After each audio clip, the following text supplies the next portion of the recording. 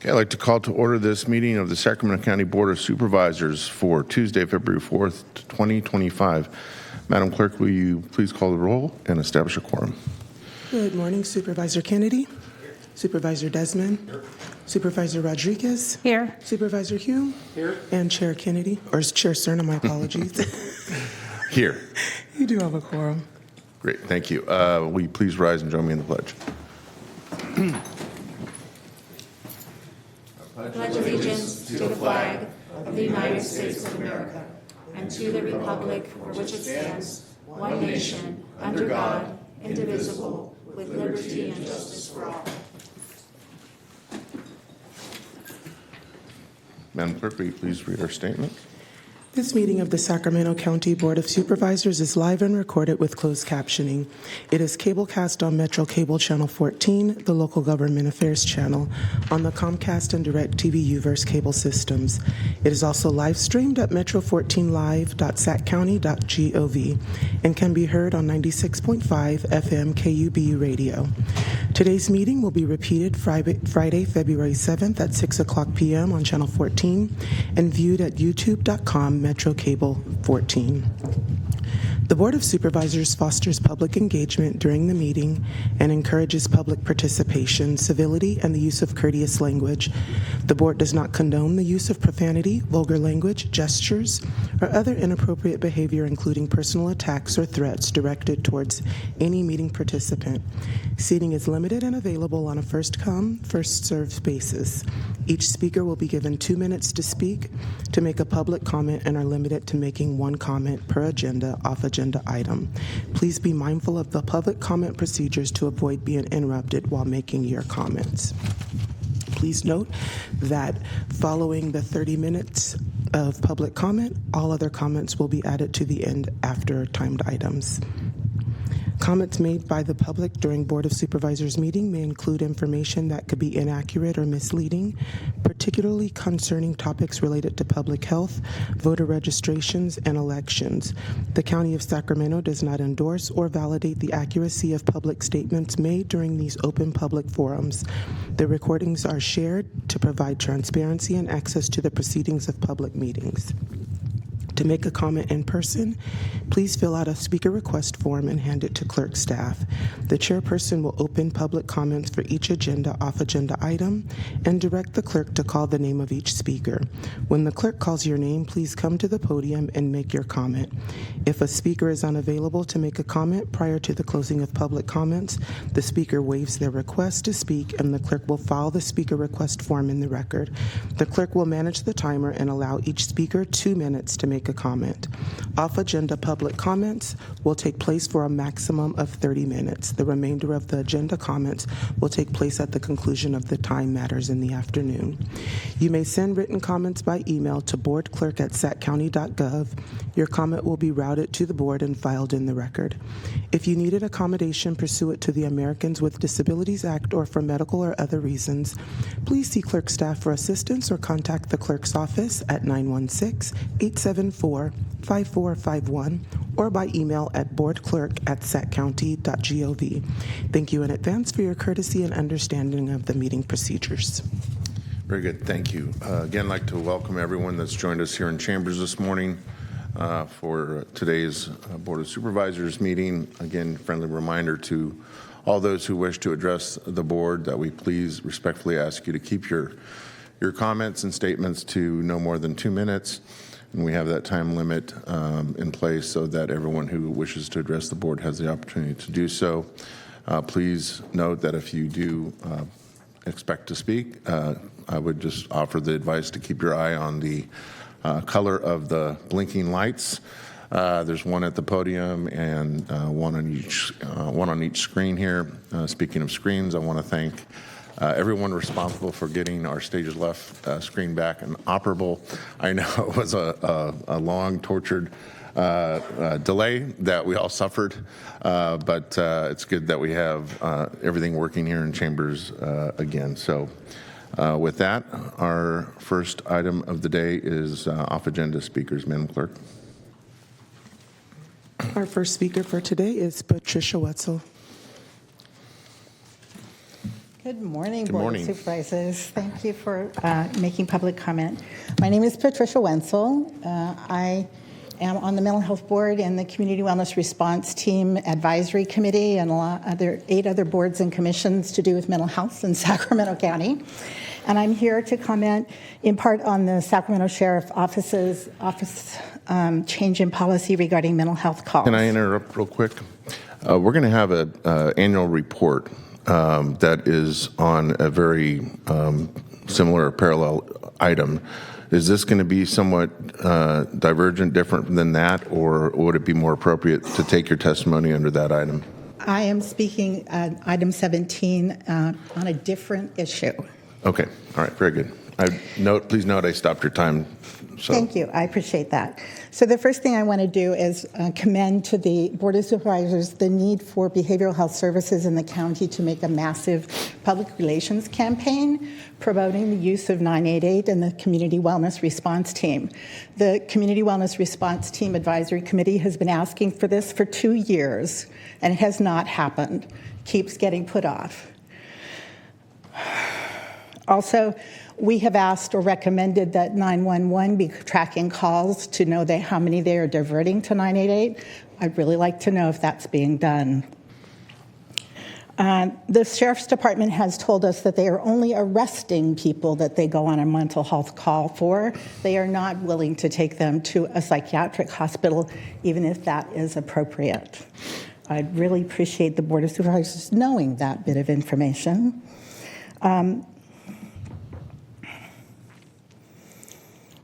I want to note that the Sheriff's Office is chosen to schedule their press conference about this issue at 11:30 today, and it is not open to the public. It would have been really nice to have it open to the public. 988 needs special training in regard to handling grave disability calls. They are turning them away because they don't think that the person is able to agree to services. And when someone's in a psychotic crisis, they're not able to agree to services. Thank you. Thank you. Next speaker is Ryan Harris.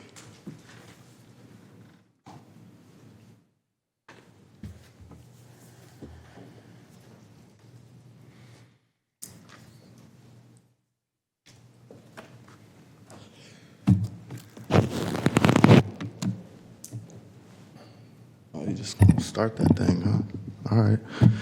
All right, so today I come here, I'm respectfully laughing. I'm not laughing just at the clowns in front of me, but at you guys at home. I'm laughing because I spent years proving how corrupt the Sacramento government is, and now people are starting to see it. Here's another example. Your governor is working on a project that costs over $1 billion. You guys should look it up. It's called the Sacramento Capital Annex Project. You may not know about it because the project will use yours and my taxpayer money. But you and I, we're not allowed to vote on it, nor know about it. Now, of that $1.2 billion being used, $5.2 million will be used to have granite mined in Central Valley, shipped to Italy to be turned into a brick, then shipped back to put on the exterior of the Capitol Annex building. So keep that in mind. We're spending $5.2 million to ship bricks to Italy to be turned into a brick to ship them back. Not sure if some other bricks might get mixed up in that'll allow people to profit or not, but hey, let you guys make that decision. I recently helped in LA, and it's devastating out there.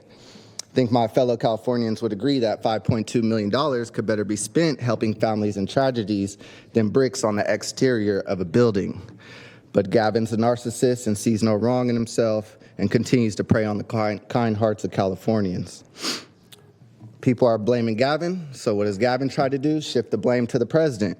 Now I gotta watch my governor jack off the president's arm to try to exert some type of dominance over him. What does that prove and where does that get us? Since I'm running out of time, I'm just gonna say, Trump, come to Sacramento, holler at me. I got a lot of insight on these people right here. I'm sorry, government. I'm sorry my governor tried to give you the tuggy-tuggy on the tarmac. And Elon Musk, I think you should look into that annex project and the raises of these people, because to the people at home, I'm sure they're not aware of the $100,000 raise you guys gave yourself and said the public said nothing about it. That's why we did it, even though I was here multiple times saying it shouldn't have been done. Next speaker is Ryan Holtz.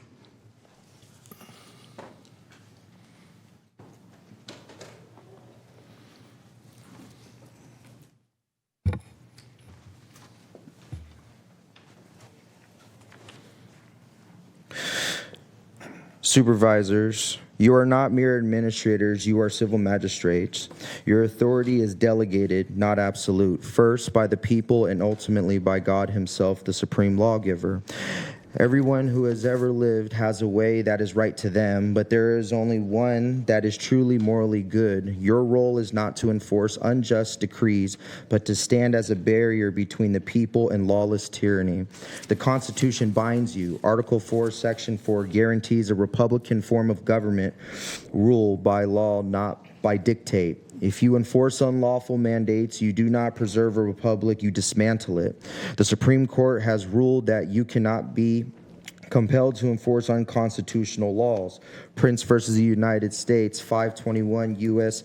898, 1997, made it clear no higher authority can enforce you to carry out unlawful orders. The same holds true for the state mandates that violate the Constitution. New York versus the United States, 505 U.S. 144, 1992, reaffirmed that local governments are not mere arms of the state, of state control. This is your duty. When higher authorities command what is unjust, you must resist. The doctrine of the lesser magistrate demands it. History has condemned those who complied with tyranny. Will you be remembered among them? The law is on your side. The Constitution is on your side. The question is not if you will give an account, but when. Psalm 2 warns rulers to serve the Lord with fear, lest they perish in their rebellion. If you refuse to act justly, you align yourself with lawless men, who will certainly be rewarded as the law of God determines. But if you uphold goodness and lay hold of Jesus Christ, you will stand as true magistrates, protectors of the people, and vessels of God's justice. Thank you. Next speaker is Chet. Supervisors, I come before you not as a subject, but as a citizen, a free man under God and the Constitution, endowed with rights that neither you, nor this state, nor this nation may lawfully take away. This board has not only permitted the state legislature to strip away our rights. Article 6, Clause 2 of the U.S. Constitution establishes that any statute, executive order, or regulation that contradicts the Constitution is null and void. You are not obligated to comply. You are obligated to defy. The Kentucky and Virginia resolutions of 1798 affirmed that state and local governments must nullify unconstitutional edicts. Prince versus United States, 1997, confirmed that the federal government cannot compel local officials to enforce unlawful mandates. Marbury versus Madison, 1803, ruled that a law repugnant to the Constitution is void. If it is void, it does not bind you. While you do nothing, this county descends into lawlessness in violation of Article 4, Section 4. We have no Republican form of government. The state has refused to secure election integrity with no voter ID, mass mail-in ballots, and ballot harvesting that undermine the foundation of a republic. A government that does not ensure lawful elections is not a republic. It is an oligarchy. We have no protection from domestic violence. Assembly Bill 109, Proposition 47, and Proposition 57 have turned California into a haven for criminals. Violent felons roam free under the guise of nonviolent parole reform. Assault, human trafficking, and arson are now nonviolent crimes, a perversion of justice. We have no protection from invasion. Sacramento reaffirmed its sanctuary city status on January 29th, 2025, ensuring that criminals who enter unlawfully are shielded from deportation. Illegal entry is not immigration. It is invasion. Next speaker, please. And you, supervisors, have chosen to let Next it happen. speaker, please. The next speaker is Cynthia. Supervisors, the people you serve walk in fear not because of foreign threats, but because of policies that you have permitted. that redefine violence itself. Under Proposition 57, the state has reclassified heinous offenses as nonviolent. The consequences are devastating. Consider what is now eligible for early release. Rape of an unconscious person? You mean a predator violating a defenseless victim is nonviolent? Human trafficking of a minor? Children sold as property, yet the trafficker is not violent, right? Assault with a deadly weapon. A man stabbed in the street, yet the law claims that it's not violent enough? Arson causing great bodily injury, setting fire on property in a way that it causes life-threatening harm is somehow not violent? Solicitation to commit murder, really? Paying someone to kill another human being, yet the law pretends that no violence has occurred? Exploding a destructive device with intent to injure? Setting it off an explosive meant to cause harm, yet the law doesn't call it violence? Robbery, taking property by force, yet it is legally classified as nonviolent. Hate crime causing physical injury, a crime committed with hate as a motive, injuring another human being, yet it is not considered violent. False imprisonment of an elder by violence. Restraining an elderly person with physical force, yet the law insists that no violence has occurred. These are not oversights, guys. This is deliberate perversions of justice. The laws no longer protect the innocent. It releases the guilty. And the victims, they're left with scars, broken homes, and fear their attacker walks free. Their government has abandoned them. And you, supervisors, by your silence, you're complicit. You cannot claim ignorance. You can't claim powerlessness. You can act. The board has legal authority to refuse to comply with state mandates that endanger the public.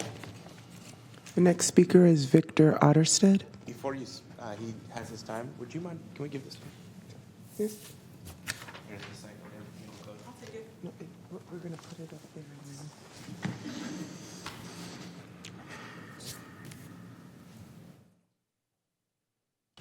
Go ahead. Good morning, Board of Supervisors. Regarding action, I stand before you not to ask for action, but to inform you of the lawful action you already are empowered to take. The Constitution is not a mere document. It is a restraint on unlawful power. And when higher authorities violate the Constitution, you are not bound to comply. You are bound to resist. The Constitution is the highest law of the land. The Supreme Court has spoken this in Prince versus United States, as others have mentioned, 1997. The court ruled that the federal government cannot force local officials to enforce unconstitutional laws. This applies to the state as well. No mandate, no executive order, no legislative decree supersedes your oath to defend the Constitution of the United States. So you have three options. Number one, nullification. You can pass county resolutions rejecting unconstitutional state policies. The Kentucky and Virginia resolutions, already referred to, 1798, provide precedent where states rejected federal unconstitutional overreach. So nullification is one. Number two, non-enforcement. You can refuse to execute mandates that violate constitutional rights. Marbury versus Madison, 1803, declared that a law repugnant to the Constitution is void. If it is void, it is not law. And if it's not law, you're not required to enforce it. Number three, legislative action. You can enact county ordinances that shield citizens from tyrannical laws. Just as California declared itself a sanctuary for criminals, you can declare this county a sanctuary for law and order. You have permitted the shedding of innocent blood, as was just covered. You have allowed the wicked to go free while the righteous are silenced, and you have forsaken your duty as magistrates. Your authority is clear. The only question is whether you will use it. Thank you.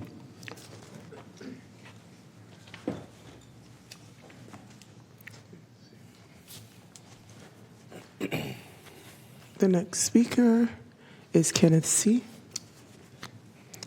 All right. Good morning to you all again. So we've been coming for months. I stand before you today burdened with the inescapable truth that abortion is not just a tragedy, it's an atrocity. It's the legalized killing of the most innocent among us, and its origins are steeped in racism, eugenics, and the deliberate destruction of innocent people of all backgrounds. Margaret Sanger, founder of Planned Parenthood, did not hide her motives. She spoke of eliminating human weeds, of controlling undesirable populations. She targeted Black communities, and today her mission continues. Though Black communities make up 13% of the population, they account for 40% of all abortions.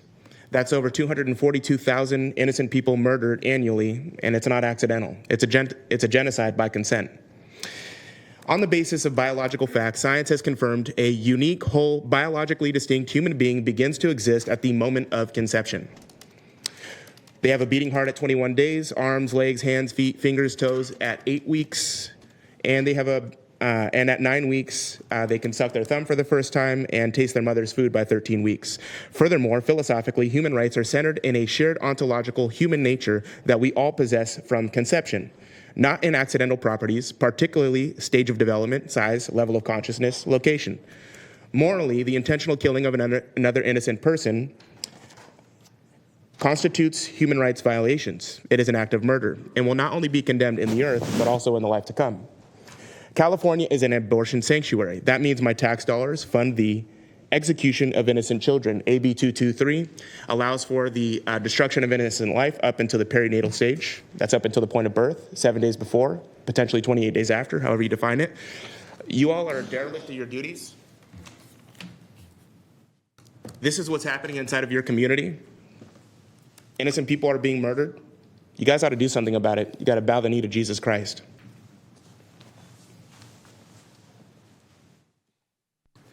The next speaker is Victor Chauvin. Supervisors, historical consequences of ignoring petitions. History is filled with rulers who ignored the cries of their people, and history has judged them accordingly. And I speak not just from history books, but from my own family. My great-grandfather was starved to death in a Soviet gulag, as I said last time.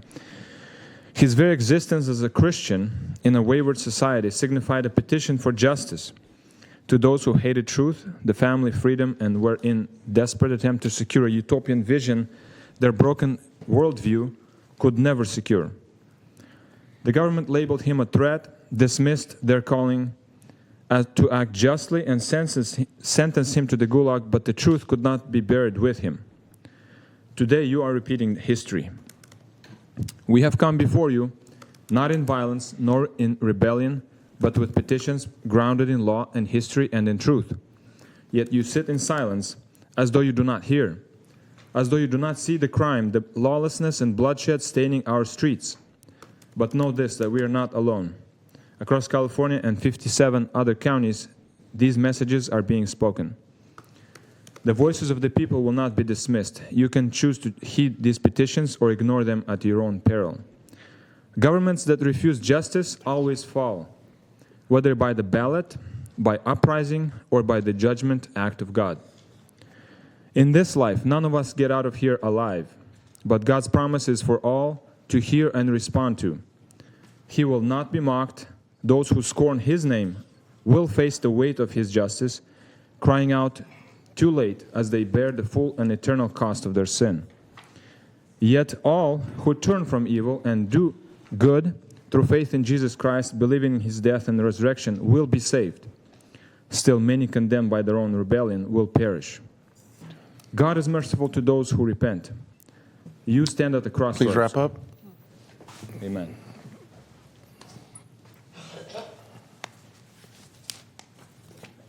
And that concludes our public comment for today. Thank you. All right.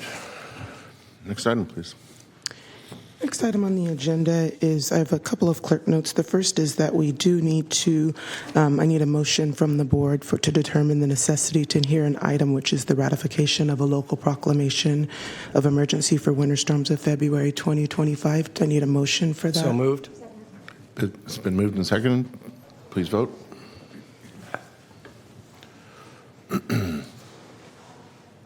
And that item does pass unanimously. Thank you. Additionally, I will need a motion to approve that same resolution. So moved. Second. It's been moved and seconded. Do we have anyone signed up to speak on this matter? We do not. Okay, please vote.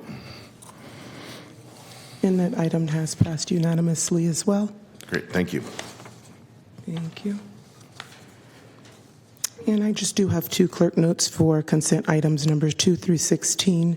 The first is item number 3. We'll be adopting 3 Sacramento County Code ordinances, Title 4, Chapter 4.55 related to sidewalk vending, adding Title 6, Chapter 6.05 related to compact mobile food operators, amending Title 9, Chapter 9.36 related to park regulations, repealing Title 4, Chapter 4.54, Article 1, Sections 4.54000 to 4.54.020 related to regulations of street businesses.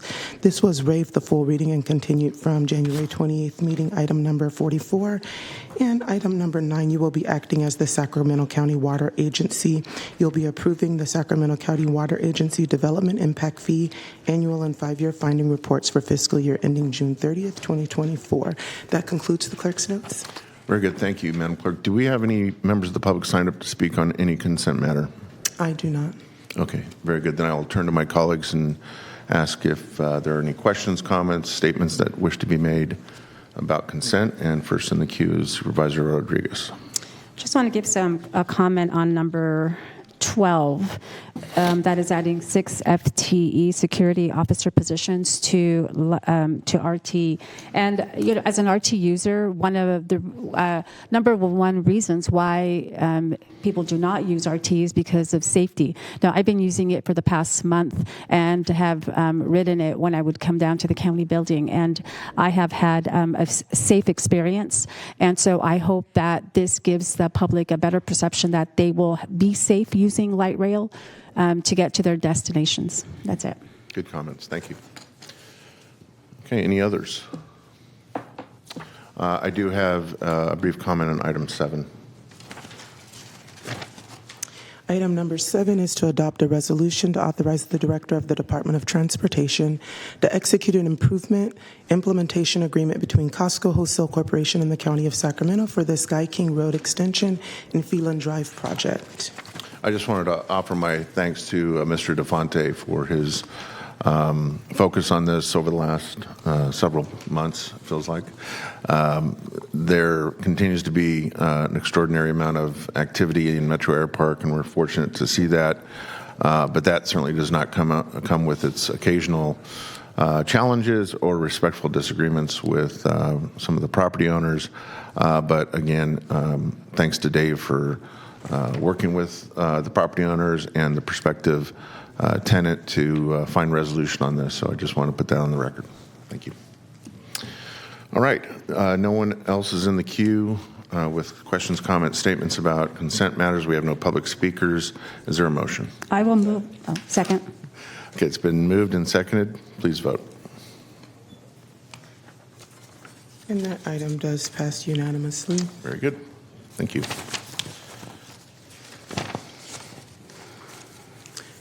Next item on the agenda is item number 17. This item is to receive an annual update from the Community Review Commission and approve a resolution to amend the name and membership terms of the Community Review Commission by establishing the Sheriff Community Review Commission. Okay, very good. Do we have any opening comments by Mr. Jones? I just want to, Eric Jones, Deputy County Executive, Public Safety and Justice. We have at least four of our commissioners, I believe, here, and Chair Curtis will walk us through the presentation. Thank you all for being here. Very good. Thank you. Mr. Curtis. Good morning, Chair Serta and supervisors. Good to see everyone.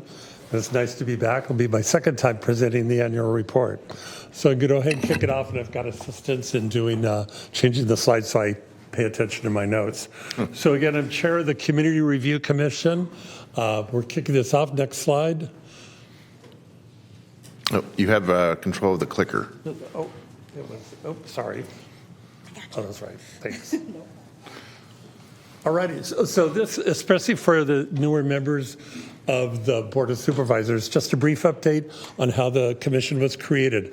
Back on a quick correction on the first slide there, it was actually 1185 that created the ability for this county and any other county to create an sheriff oversight board with subpoena power. So that happened in 2020.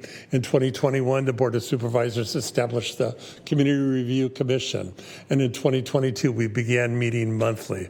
I started as the vice chair and then stepped up as chair of the commission last year. In blue is the mission statement for as established by the resolution that established the commission, improve transparency and accountability with respect to the Sacramento County Sheriff's Office, and provide greater community interaction and communication with the Office of the Inspector General. Basically, we're meant to be a conduit from the public to the Inspector General, gathering their feedback and concerns, looking into them, determining issues that we should take under consideration and whether we should make any recommendations to the Inspector General. That's how it works. Next slide. So that's just shows who's on our county commission right now. And again, I want to recognize in the audience Vice Chair Mike Whiteside, William Cho, and Teresa Riviere over there. And we also have, so from District 1, it is myself and John Stoller. District 2 is Bishop Baker and Michael Whiteside. District 3 is William Cho and Ted Walter. District 4 is Michael Martell and Sam Summers. District 5 is Teresa Riviera. We've had a vacant seat, and but it is not no fault of the current supervisor, because she just inherited this position, and it's been empty for a little while. And I'll touch on that a little later on in the difficulty of finding members for the commission when we have an empty seat. Next slide.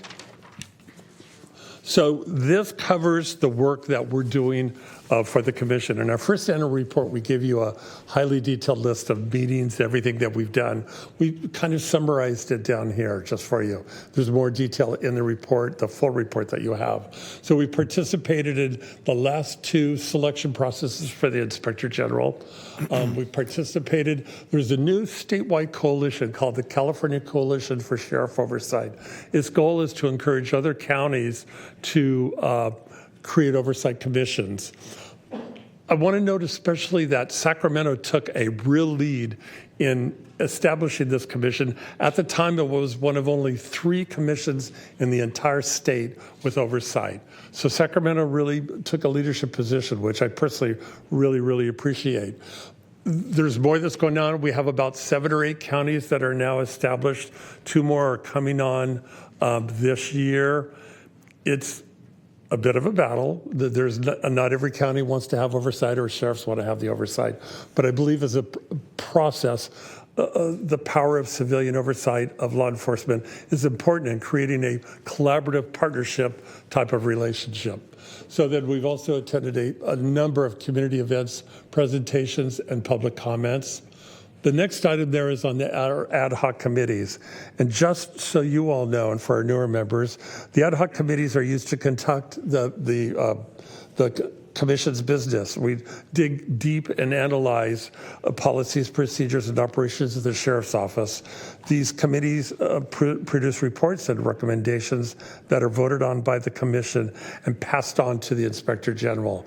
We've also set up, while our relationship is specifically with the Inspector General, over time we've developed a great relationship with our sheriff, especially our somewhat new sheriff, and that we always have a representative of leadership from the sheriff's office attending our meetings as part of that. And we really respect that and honor the partnership that we have with the sheriff's office as well.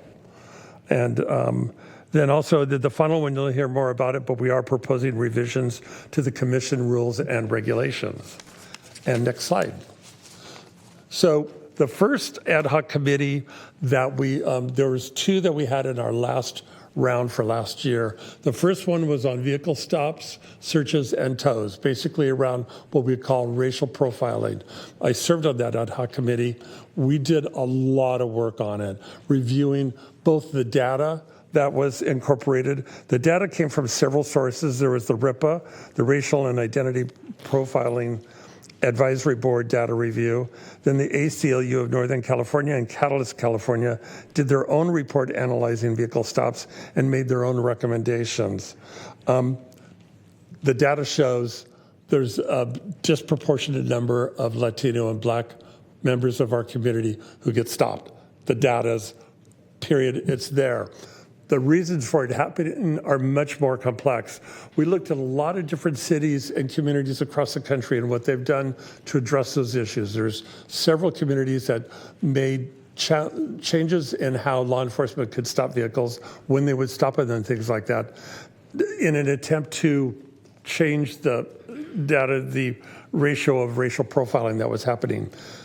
Those changes haven't significantly changed the data overall.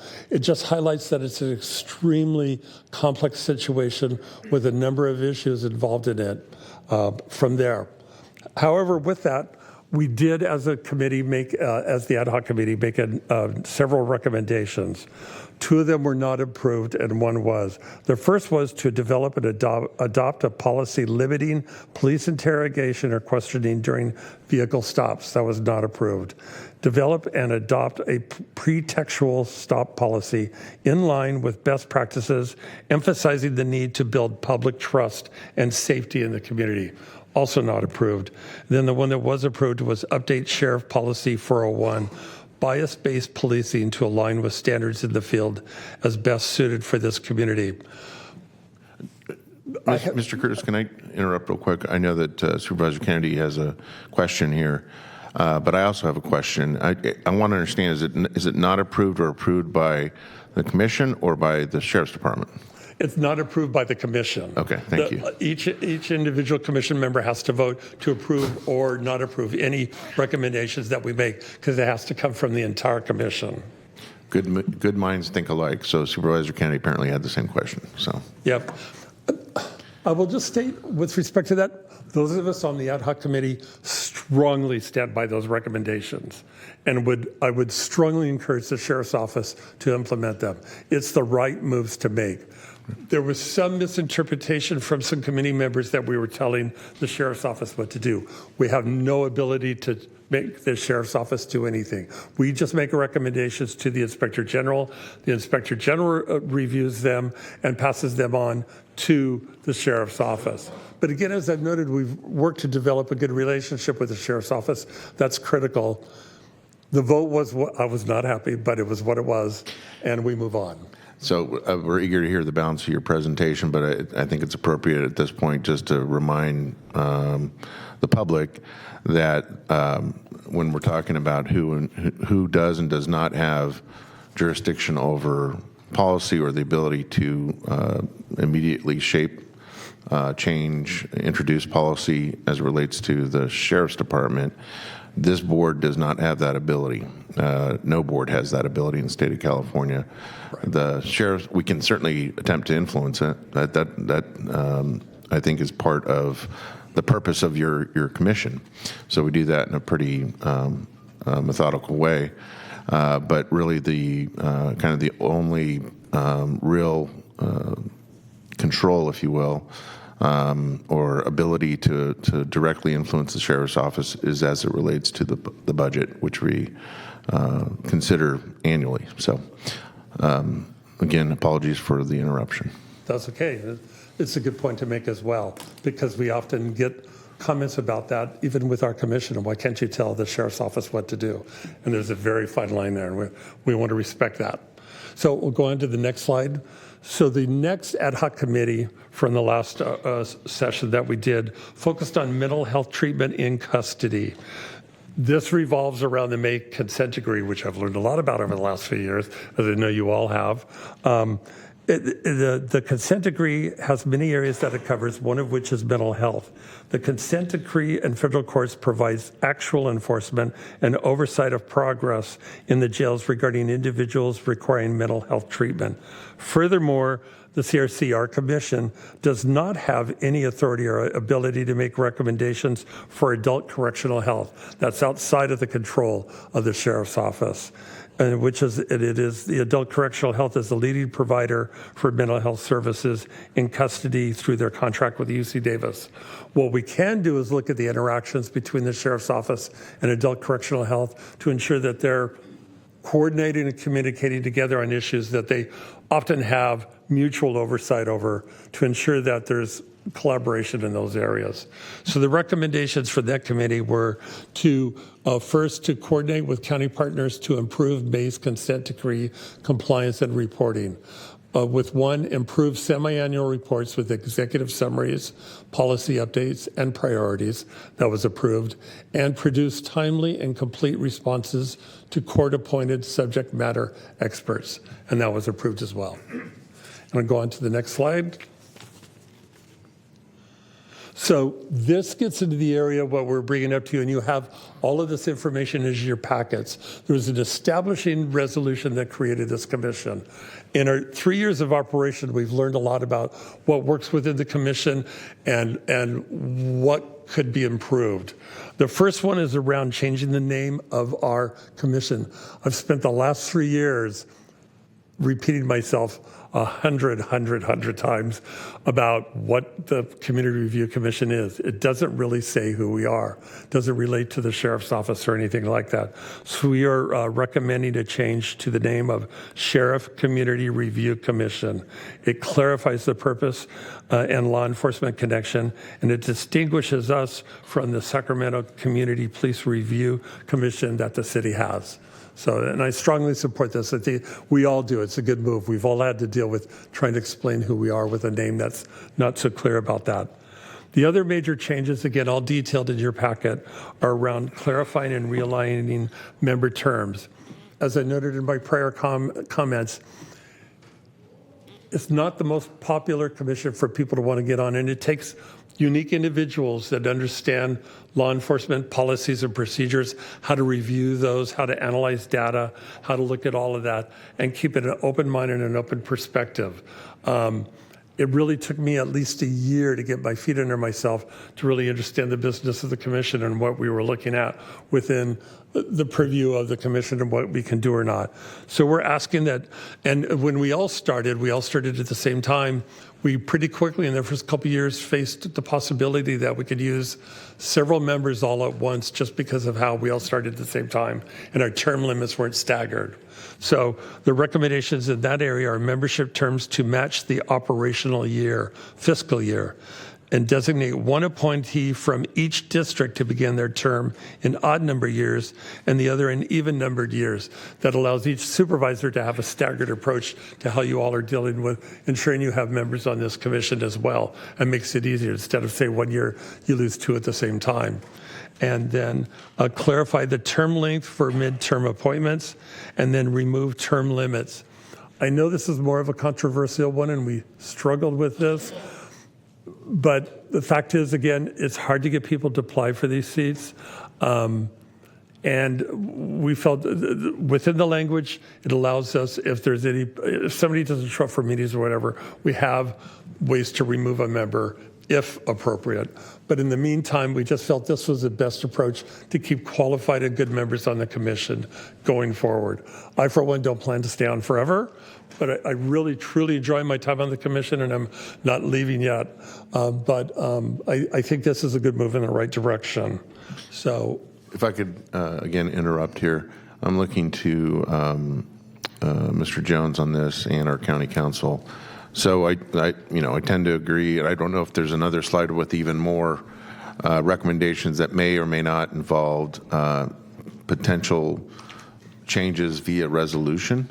But it sounds to me like there may have to be some kind of formal consideration by this board in terms of changes to things like the name of the commission and term limits. So is that something that we've looked into, at least in terms of the procedural mechanics of how to respond to these recommendations? Yes, once again, Eric Jones, Deputy County Executive, Public Safety. We've been working with County Council on, they've been very involved in the process. They attend all of our assigned County Council attends all of those meetings. So that's why it's brought to you today, so that you will vote or not to accept what you're getting from the commission here today. Okay, so does that mean that we're voting on the substantive changes today that affect the resolution, or do we have to re-agendize that at a later date? There's a resolution attached to your packet, and if you approve it, it will be effective today. Okay, very good. Thank you. Great.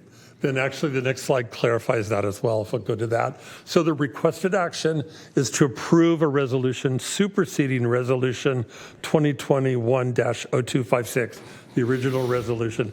You have copies, both a clear copy of the new language and a redlined one, so you can see the changes as well. It's all in your packet there. So this would, to effectuate an updated name and membership terms as described, and then authorize the clerk of the board to update the membership terms for current commission members to align with the proposed alternating year structure. And in your packet for each of the supervisors, it shows where your commission members specifically are, what years they would fall under, so it's very, very clear how that operates. And then you can refer to anything in your packet there, but it is the action we're requesting. And then the next slide, this is just for you and for the general public. The public can read our 2023-24 annual report. It's on the commission website, along with all of our meeting schedules and agendas, ad hoc committee reports, rules and regulations. And we invite the public always to attend commission meetings held here in these chambers. Finally, it's not on a slide on the PowerPoint, but I want to read a statement I have on behalf of the commission regarding the current issue with the major policy changes at the sheriff's office with respect to how they will or will not respond to mental health calls out in the field.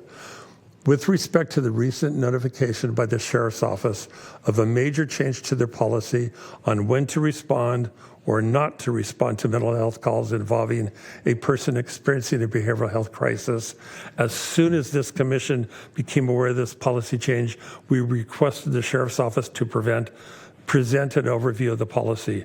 They did so at our last meeting on January 21st, 25.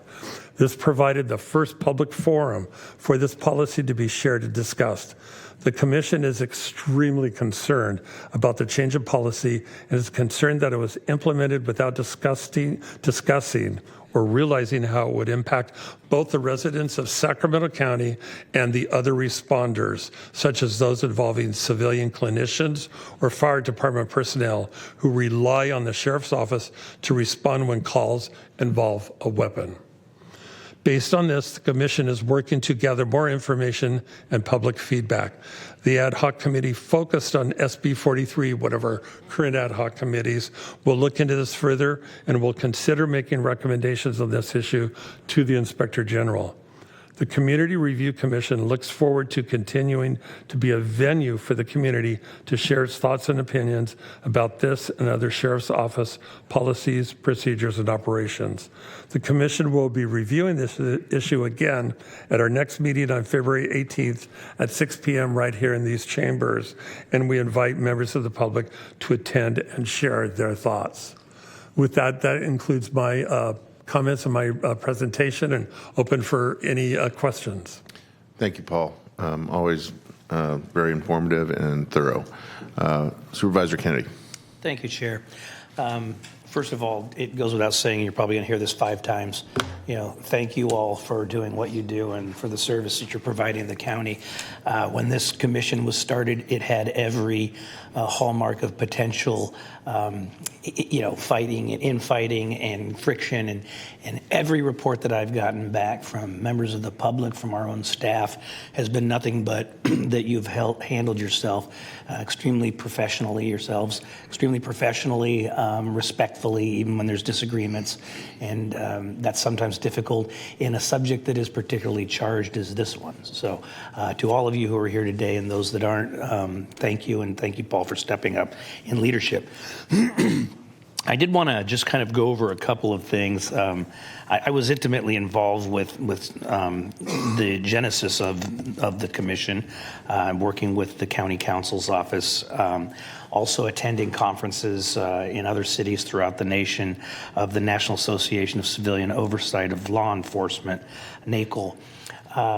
It was interesting, and I just want to give this perspective as to how we came upon the name so that for those who weren't on the board or involved, there's an understanding of how we got to where we are and why I completely agree with your recommendation. So after attending several training sessions and symposiums of NACOL, again, throughout the nation, I remember sitting in a auditorium at the University of Texas, and there was probably 80 people in the room from different jurisdictions throughout the country. And I remember hearing, everything I kept hearing was police, police, police, police, police. Now, we all know here that the role between city councils, mayors, and police chiefs is very, very different than the role between members of the Board of Supervisors and an elected sheriff. So I actually asked the question, I said, how many people are here from counties?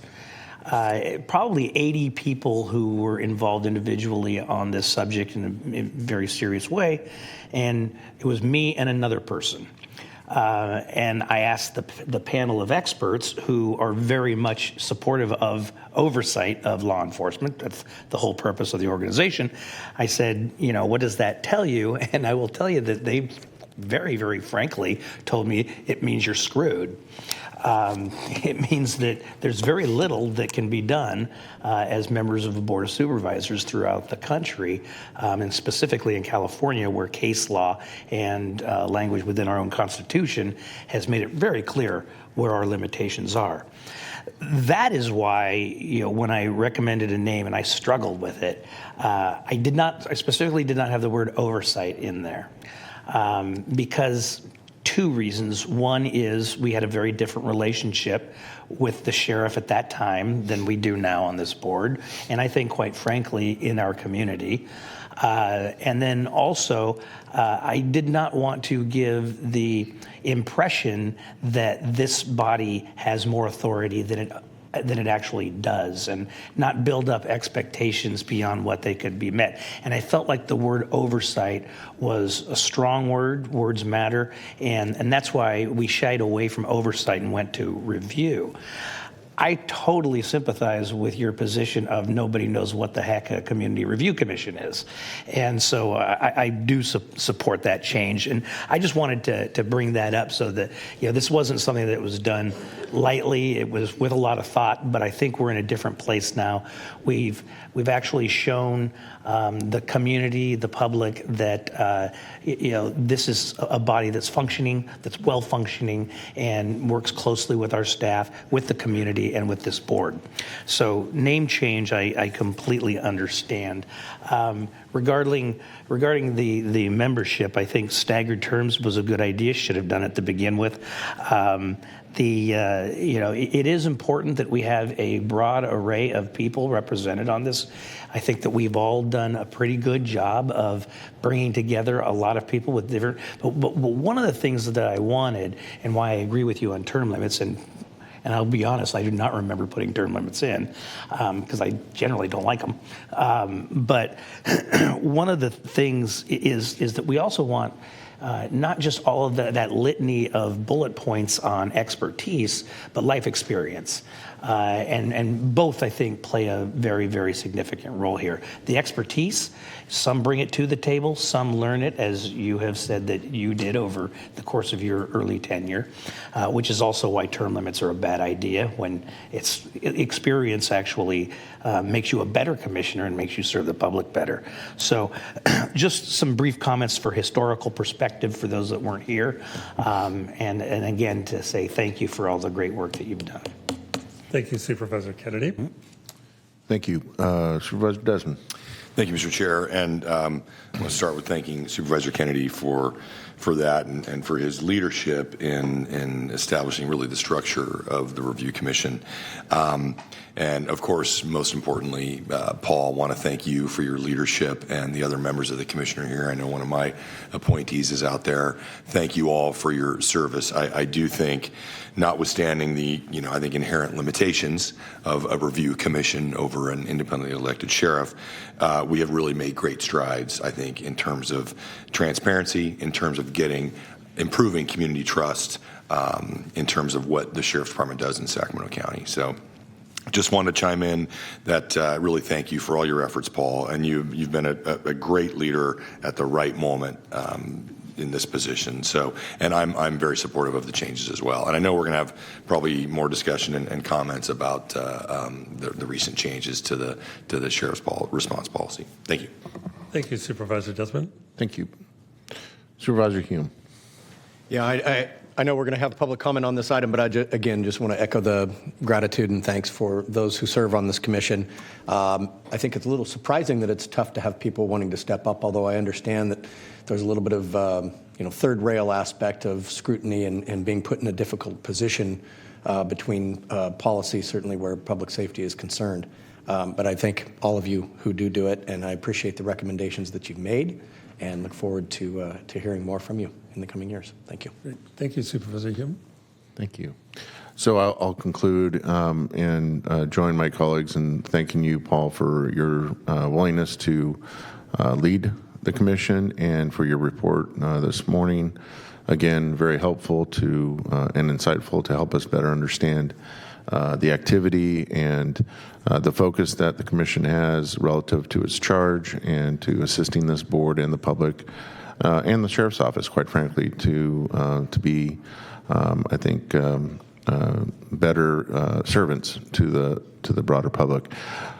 I will ask you, because I've known you for a long time and I consider you a dear friend and I value your opinion, obviously. I appointed you the District 1 representative to the commission, but you kind of gave us your, I think, your well-stated formal references relative to the commission as it relates to this last very specific topic of how the sheriff is responding to or has implemented a change to policy for mental health crisis response.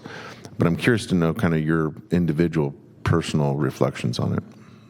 Appreciate the question. And it is, the statement was on behalf of the commission. These are just my personal thoughts. First off, as noted even in the comments, it was a very preemptory move without consideration to consult with others, the fire department, the civilian clinicians, such as within the county wellness response teams with the county's behavioral health unit. It's a huge change. The implications, I think it's a bit of a crisis, because right now, in the unincorporated parts of the county especially, if someone is suicidal and has a gun or a weapon of any kind and they're threatening to harm themselves but not others, there's no response. And that's not right anyway. I also understand where the sheriff's coming from and wants to protect his deputies from being sued. That's a different matter. I just thought, could we have taken some time to have a collaborative discussion about what could be done to ensure that services are still there for all residents of our county? And that's something that's really concerning to me. Second is around the interpretation of the court case that caused this issue to come before all of us. It's all in the interpretation, and so I will share. There's a couple things. One, at the state level, and I've done some research and asked a couple other people too, this is not an official study, but as far as we know, no other law enforcement agency in the state has taken any similar move. None as we know of. That's not an official statement, but we did a fair amount of research. Everyone's still looking at it and determining how to address it. Following that, Chief Kathy Lester of the Sacramento Police Department was questioned on this. She doesn't agree with the interpretation of the sheriff's office and has stated she considers it the duty of her officers to reply to these calls. They're not changing their policy, period. So it's just, I think it was just preemptory without considering all of it. The other thing is really getting a real significant legal review of that specific court case and how it affects the county's operations, the sheriff's operations. We want to protect our deputies. I totally get that. But as we all know with court cases and legal cases, the interpretation can be critical. Personally, I would recommend that the county think about maybe getting an outside legal opinion review of this court case just to understand its implications. It wasn't done here in the state. It was in Arizona. I think we still fall under the same federal appeals court, but there's implications there that you all know as the supervisors need to understand in terms of your work with the Sheriff's Office. So I hope that helps. That does. I appreciate that very much. Again, I'd like to thank you, Paul, and thanks to the members of the commission that have joined us this morning in chambers and those that are not here but have given of themselves their time and energy to again, help fulfill the mission of the commission and to better inform this board. Great. Thank you. Madam Clerk, do we have any members of the public that would like to address the board on this item? We do. First speaker today for this item is Patricia Wenzel.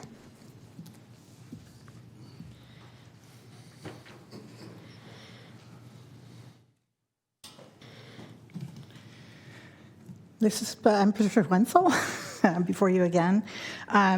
I'm here as a concerned citizen. I happen to be a member of the League of Women Voters, Sacramento County Criminal Justice Committee. I'm not speaking on their behalf, but I'm informed by my participation in that group. I want to speak to the issue of term limits. It also applies to my membership on the Mental Health Board. The Mental Health Board has 3-year terms, 2 terms, you off for a year and then come back on. I believe very strongly that a similar plan should be put in place for the Community Review Commission for several reasons. For example, I would not be on the Mental Health Board except that we have term limits.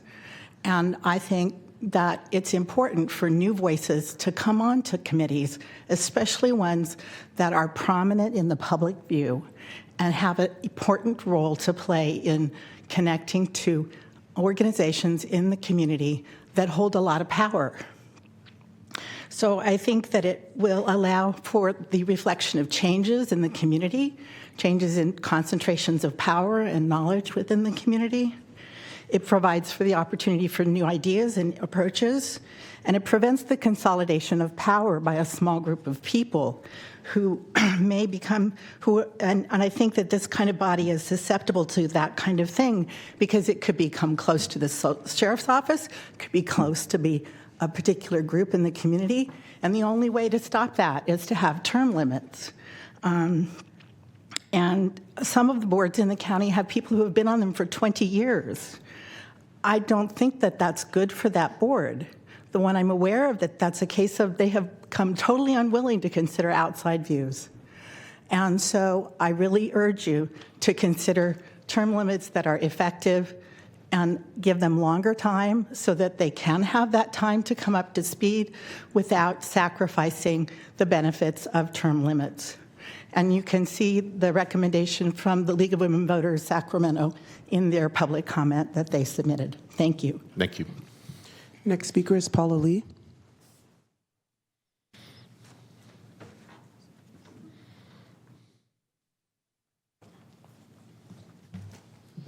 Good morning. Paula Morning. Lee, Advocacy Director for the League of Women Voters, Sacramento County. The League wants to thank the volunteer commissioners and reiterate our support for the commission that was authorized by Assembly Bill 1185 that established both an oversight, a sheriff oversight board, and an Office of Inspector General. So we commend you for taking the first steps toward this sheriff accountability and transparency, and we commend the commission for recognizing the need for some of these amendments. Regarding the name change, the commission did not agree with us, and I guess you didn't either, Supervisor Kennedy, and I understand better your reasons now, but we did recommend that we use the word oversight. And we did that because we thought that it really reflected the intent of AB 1185. On the powers and duties of the Commission and Inspector General, we think that both should collaborate in reviewing and providing feedback regarding sheriff operations. However, the existing language implies that the CRC must act as a subordinate to the Office of Inspector General. And the law doesn't really mandate this, so we think the language should reflect that they are independent entities. On the representation, we agree as defined in the resolution. All those points, all those bullet points are great, and it requires adequate solicitation of applicants to get there. On term limits, we also recommended adopting staggered terms, 3-year terms actually, and no more than 2 consecutive full terms. Again, on behalf of the League and all of our members, we really thank you for investing in the Commission. Thank you. The next speaker is Alan Ash. Alan Ash.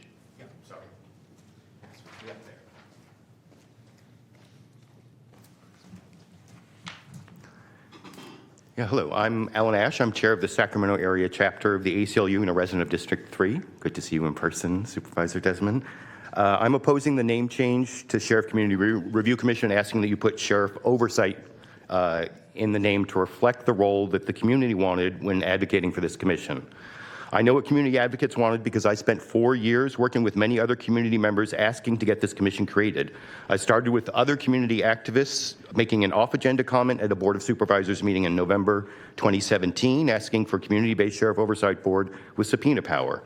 We lobbied for AB 1185. We held a town hall meeting on the topic of Sheriff Oversight in August 2019 that Supervisor Cerna, you attended. We kept going to Board of Supervisors meetings through 2021, and every time we said what we wanted over and over again was a Sheriff Oversight Board with subpoena power, and that's what we still want now. Despite all that work, the current commission has been very timid about any oversight role, and the current chair even said at their September 17th meeting that the name SAC Sheriff Oversight would never pass the Board of Supervisors. That's not what I remember you saying when you created the commission, so I went back and I watched all your discussions, including the May 4th, 2021 meeting where you passed the resolution creating it.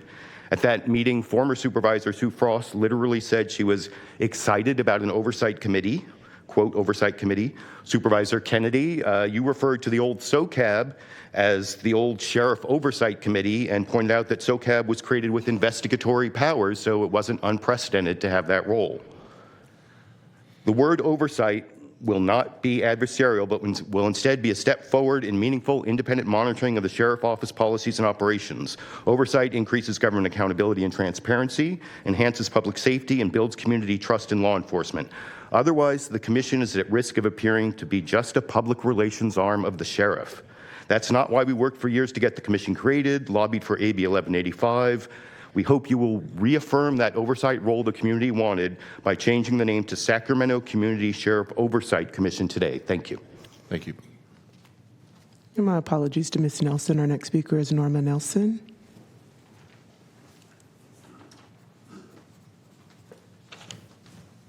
Good morning, everyone. My name is Norma Nelson. I live in District 1. My more detailed comments are submitted in writing yesterday. I agree with the speakers before me concerning this item. This also is an opportunity for the county to consider the efficiency and effectiveness in delivery of sheriff and behavioral health crisis services through the budget and the referral to the Department of Justice, the state of California. My recommendations include, the Commission's duties include recommendations and review to the Board of Supervisors on the Sheriff's Department's compliance with laws, state laws such as use of force, 5150 de-escalation, in-custody jail deaths, investigations, mitigation plans, and training due to the number of reasons, including after reviewing the use of force policies for the sheriff that was under the previous sheriff and the ones that were just adopted January 2025, just a few weeks ago.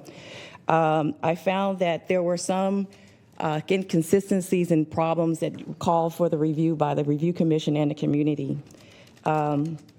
The current policies are not clear as to the use of force laws in California, and they are not specific enough for transparency, consistency of professional standards, accountability, public trust, and operational effectiveness.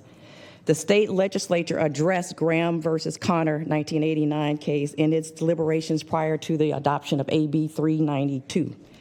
As such, it's questionable as to whether or not references and reliance upon Graham versus Connor should be included in the county's use of force policies. We are under California law, which includes AB 392. The recent policy update effective January 2025 did not include community review, and to my knowledge, it did not include review by the Community Review Commission that you created. Other comments having to do with community membership. I ask that the Board of Supervisors do its due diligence in making sure that you appoint members that are representative of the community and their concerns can be Can you please addressed. conclude your comments? Well, that's pretty much about it, but thank you for your time. Thank you. And our final speaker is Mr. Keon Bliss.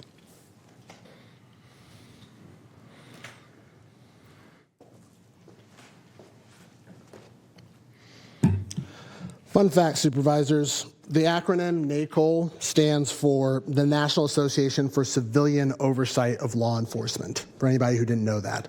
Civilian oversight of police or sheriff is only as strong as the principles and political will of and integrity of our local elected officials and the members who comprise it.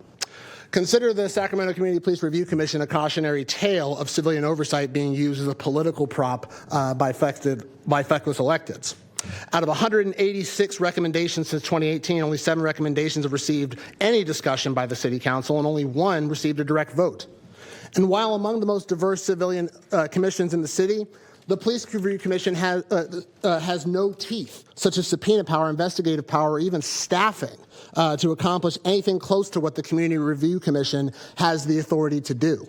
And one key difference, though, between our commission, the City Commission, and this one is that the City Commission does not allow any current or former law enforcement or elected officials who already have existing authority to oversee sheriff's offices.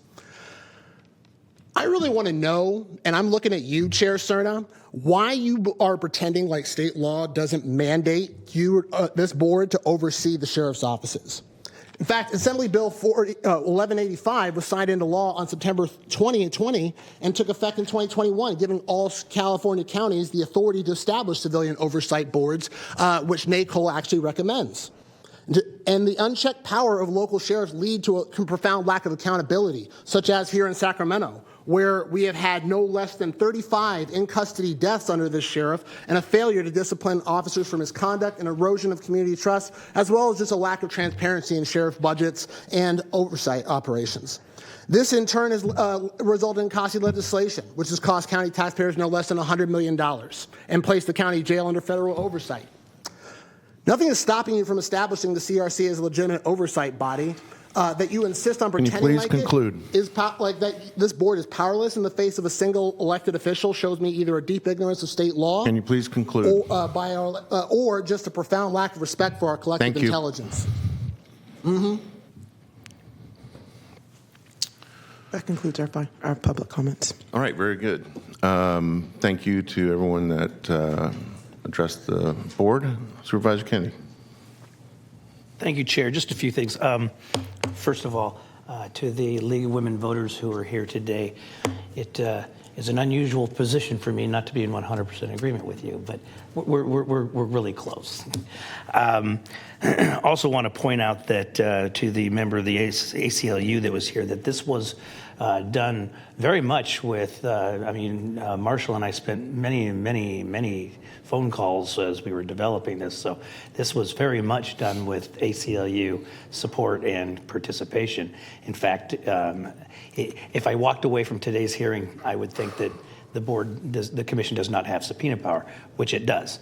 And it also does have, as was pointed out, as opposed to other similar commissions, staffing.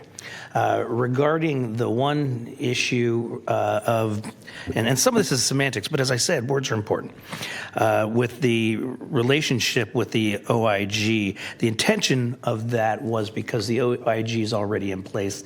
The OIG brings to that role, by virtue of who he or she is, expertise and a certain amount of background in the subject matter that maybe the board might not have, the commission might not have, but also is a functioning arm of the Board of Supervisors, which brings it even closer to the Board of Supervisors.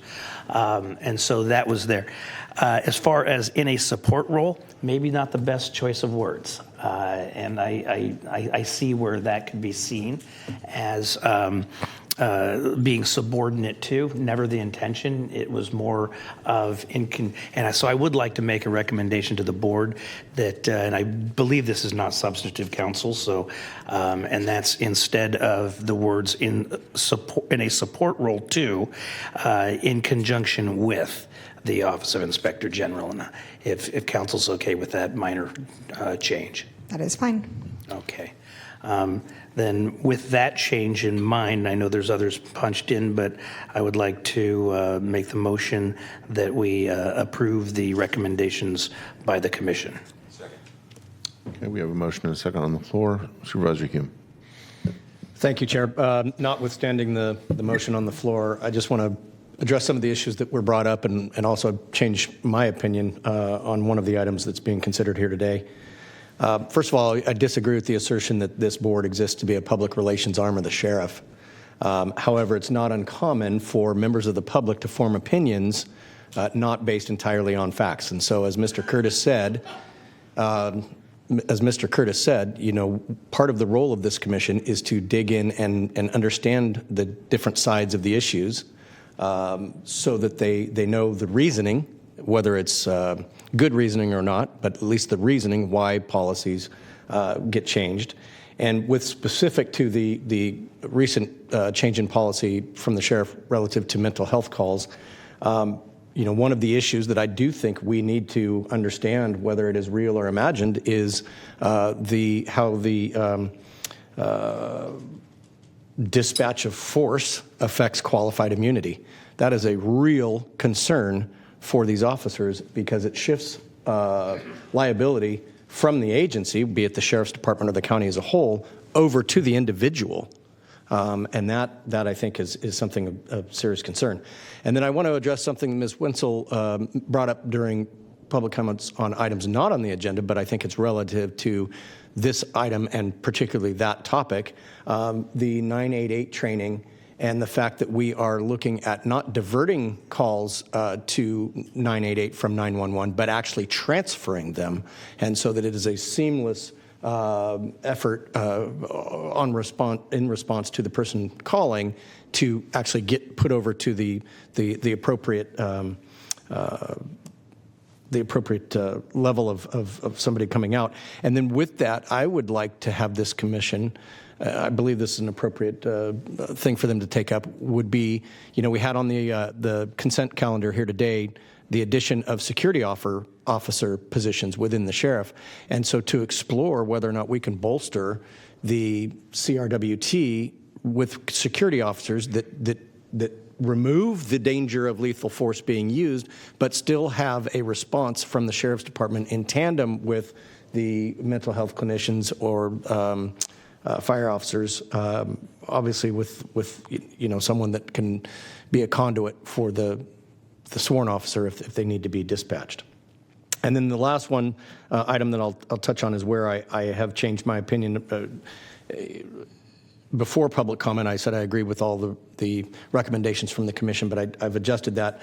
I do agree with the changing to 3 years and 2 terms term limits. And the reason being is even though term limits are indiscriminate and they take out good members as well, I think the risk with some of these commissions is appointees get embedded and it becomes difficult to remove them without creating a political quagmire, for lack of a better word. So I understand there's a motion on the floor that does not encompass that, but those are my thoughts. Thank you, Supervisor Hume. So I'll conclude remarks. Again, we have a motion and a second. To dovetail off of Supervisor Hume's questions and concerns as it relates to the 988 phone service, there was something that came up in a briefing I had yesterday with the sheriff and the undersheriff on the matter of the policy change to not respond to mental health crisis calls, even those involving weaponry. And it was an anecdote. It was an example that was cited by the sheriff that not every member of the public knows what the first appropriate way to contact someone that can help is. So he cited the fact that someone had called 211 because they didn't know better. And so they were put on hold. So with regard to the comments that were offered earlier about the lack of promotion of the 988 conduit and informing, educating the public about that, I think all of us would benefit from one-on-one briefings about where we are relative to resource application in that regard, and how we can do better to kind of make sure that it's being used as intended. I referenced the briefing yesterday with the sheriff and undersheriff. It actually introduced more questions for me than answers. And so, again, with the help of the commission, and again, I want to thank Paul Curtis for his comments today.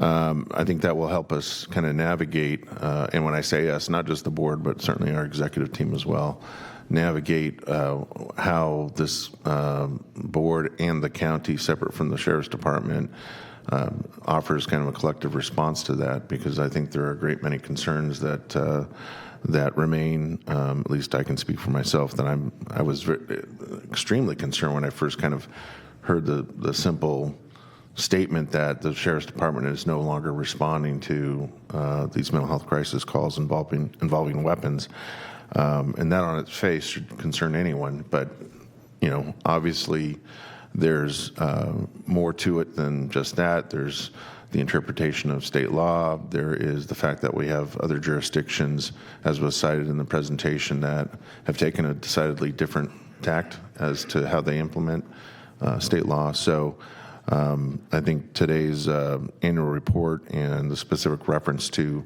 that particular current challenge is timely, and we ought to take advantage of the opportunity to learn from what we can from the Commission's great work. So with that said, we have a motion and a second. Please vote. And that item does pass unanimously. Very good. And Madam Clerk, before you continue to the next item, you're a little fast on the trigger finger in terms of the start times for speakers. At least while I'm chair, I want the clock, if you're going to manage the clock, please start it after someone introduces themselves and what affiliation they're with, to give them the full 2 minutes. So it's not when you first get to the podium, we're going to start the clock. It's after you let us know who you are, who you might represent, and then as you get into the substance of your comments, that's when we'll start the clock. Thank you. All right, very good. Next item, please. The next item is an appeal of the Planning Commission's denial of a use permit, special development permit, and design review for a property located at 7908 Hazel Avenue, approximately 490 feet south of the intersection of Cherry Avenue and Hazel Avenue in the Orangevale community. And I will need to take an oath for members of the public or anyone who wishes to address the board about this item number. So if you can, please stand to be sworn and raise your right hand. The appropriate response is, I do. Do you solemnly swear that the testimony you are about to give this board is the truth, so help you God? If you do not swear, do you so affirm? When you go to the podium, please state your name for the record and the statement, I have been sworn. Good morning, Chair Cerna and members of the board. My name is Kimber Gutierrez. I'm a senior planner with Planning and Environmental Review, and I will be presenting the 7908 Hazel Avenue Wireless Communications Facility appeal to you all today. Before I begin, I do just want to give a quick shout out to Irving Huerta, who is the project manager for this project and who has done all of the work up to this point. So wanted to thank him for all of his hard work. The project site is located at 5908 Hazel Avenue. It's approximately 490 feet south of the intersection of Cherry Avenue and Hazel Avenue in the Orangevale community. The site is currently developed with a single-family dwelling, an accessory dwelling unit, and 2 sheds. The site is zoned, as well as the surrounding area, agricultural residential 2 or AR2. Surrounding uses include mainly single-family residential in all directions, with the exception of a place of worship located just north of the site. In September of 2017, there was a use permit approved to allow a 1,200 square foot accessory dwelling unit on site, and staff also reviewed past any open code enforcement cases, and there are no active cases. The entitlement request is a use permit, special development permit, and design review. The use permit would be to allow a new wireless communication facility within the AR2 zoning district, a special development permit to allow the proposed project to deviate from the maximum height and the Group 1 zone property minimum separation requirements, and then a design review to determine substantial compliance with the Sacramento County countywide design guidelines. An initial study and mitigated negative declaration was prepared for the project and was released for public review on October 18th of last year. The impacts discussed include hydrology and water quality, biological resources, tribal cultural resources, and hazardous materials. The document did conclude that the project would result in a less than significant impact with the implementation of mitigation measures. Here is the site plan for the proposed project. The wireless communication facility will be located inside a 40 by 40 foot lease area in the rear yard of the subject property. So it is located over here in this dotted outline. The lease area will be secured with a new 6 foot tall chain link fence with slats and will be accessed by the existing gravel driveway that also serves both the existing house and the ADU. As part of the special development permit request, the applicant is requesting to deviate from the Group 1 property separation requirement. The requirement is 3 times the height of the tower.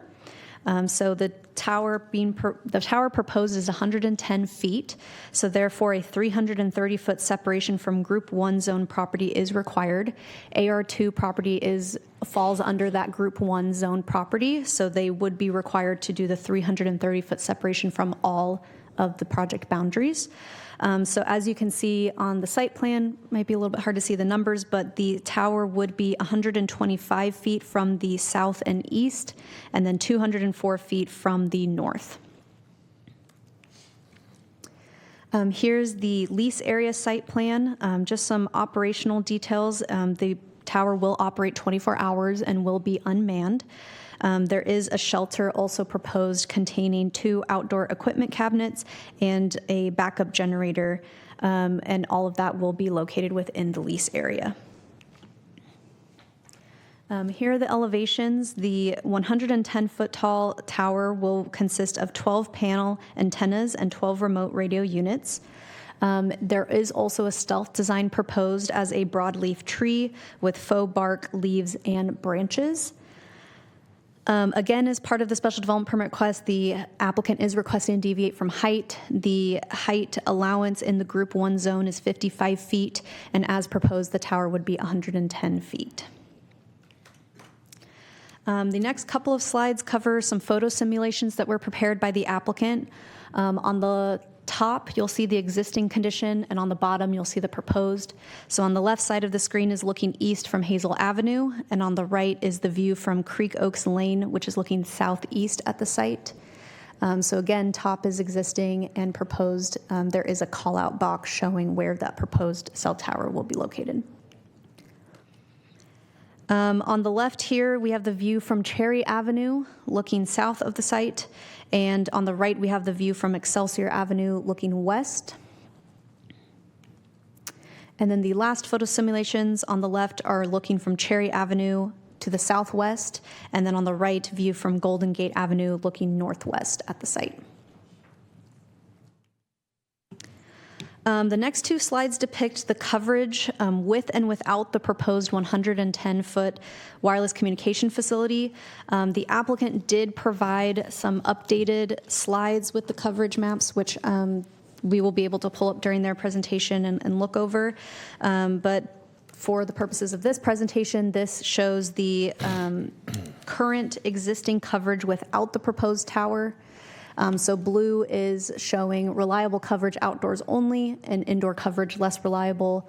Yellow is reliable coverage in transit, indoor coverage less reliable, and then green is the reliable service inside and outdoors. Here's the coverage that was provided with the proposed tower. The existing coverage gap would be minimized with the proposed tower in place.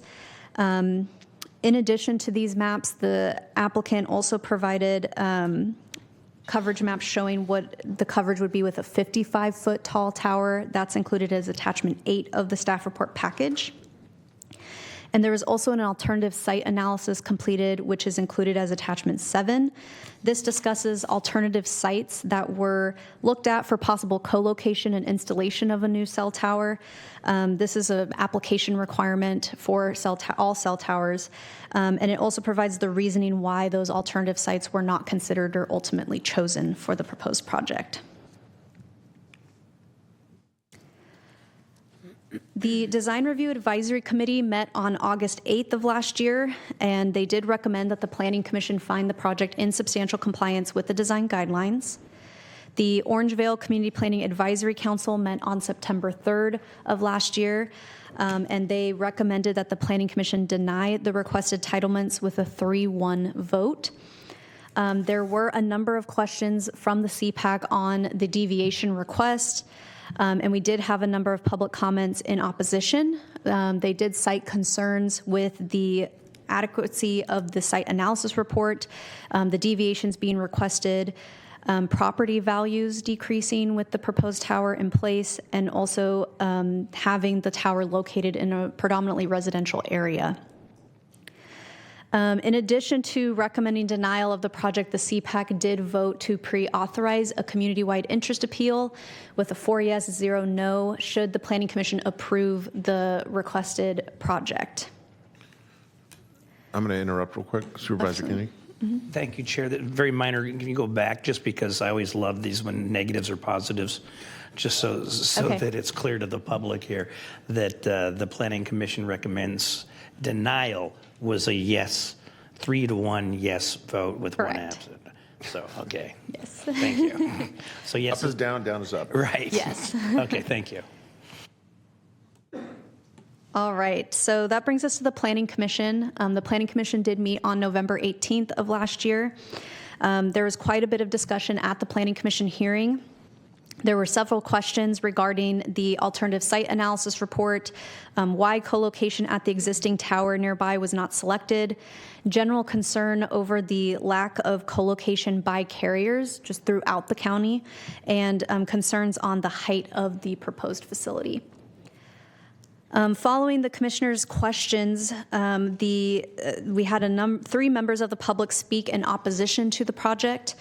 2 of the commenters were representing 8149 Excelsior Avenue, which was alternative site 1 in the alternative sites analysis, and they expressed their desire for it to be considered, for their site to be considered for the proposed project, and there is an existing tower at their site as well. There was also concern from these commenters over the noise generation from the proposed generator and lack of community outreach done to address neighborhood concerns. The other public commenter had concerns over the location of the tower within a residential area, potential health and safety concerns from exposure to radio waves, and that existing coverage in the area is satisfactory for the neighborhood. So following deliberation and discussion, the commission did vote to deny the project. And so that denial motion was passed with a 4 yes, 1 no vote. Following that November hearing, the applicant team, Epic Wireless, did file an appeal to the clerk of the board's office on November 26th. And they made a number of points in their justification statement, which I'll be going over and providing a staff's response to each. So the first being the proposed tower complies with all relevant development standards and least intrusive to close its significant service coverage gap. I just wanted to clarify this point is that the proposed project does comply with relevant development standards only with approval of the special development permit request. And so that would be for the deviations to height and the separation requirements. As discussed in the Planning Commission staff report, the findings can be made in support of the special development permit for these deviations. And it should also be noted that the applicant did offer to lower the height of the tower during the Planning Commission hearing from 110 feet to 90 feet. The second point was the tower's stealth design. It minimizes visual aesthetic impact to adjacent residents and the public. During staff's review of the project, the tower would be designed and constructed to look like a large broadleaf tree to screen and minimize visual impacts. It would blend with the existing environment and will have the antennas completely sealed from view. The third point was the alternative site analysis thoroughly considered and ruled out potential candidates, including alternative site 1, which is 8149 Excelsior Avenue, which to the carrier's knowledge is still unavailable for co-location and not a viable site to close the significant service coverage gap. I will let the applicant and members of the public speak to that more specifically, but I did want to clarify that we did receive contradicting written public comment as well as verbal testimony from the property owners at Alternative Site 1. As part of the application review and as part of the project review, staff does not confirm whether the various property owners of the proposed alternatives agree with the alternative site analysis, and we are also not involved in facilitating that discussion between the applicant and the various property owners. Lastly, the applicant's justification statement stated that the Planning Commission's denial should be reversed to avoid conflict with federal law. Sorry. No worries. Supervisor Desmond. Thank you, Mr. Chair. I get it, Kimber, so staff is not making a judgment call one way or another on the alternative site. But can you just direct me again where that other tower is located in relation to this one? Yes. Just so I'm okay, clear. so if I go back to It's Excelsior. It's off Excelsior, right? Yes, so I think hopefully we'll be able to see it on here. So it's up, there we go. It's up here. Okay. Off Excelsior. So just a little bit northeast. Yes. Okay. And then what is the tower? The size of the tower that's already there at that location? I am not sure. All right. Well, I'll ask some of these additional questions from the applicant. I just want to get a little bit of clarification from you before I start asking them some questions, because I want to understand why there is not a viable alternative at a site that includes a existing tower. Mm-hmm. Thank you. Okay, and then the last point made again was that the Planning Commission's denial should be reversed to avoid conflict with federal law. As part of the board letter, we did provide some additional detail regarding the Telecommunications Act and kind of local jurisdictions' purview when reviewing these types of projects.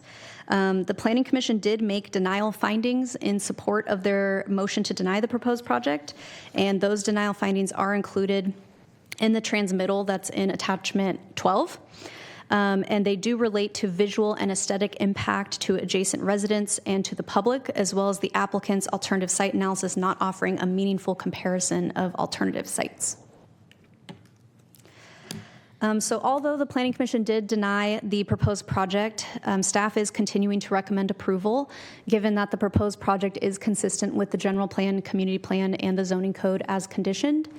The project is compatible with surrounding zoning and land uses, and there are no significant environmental concerns identified.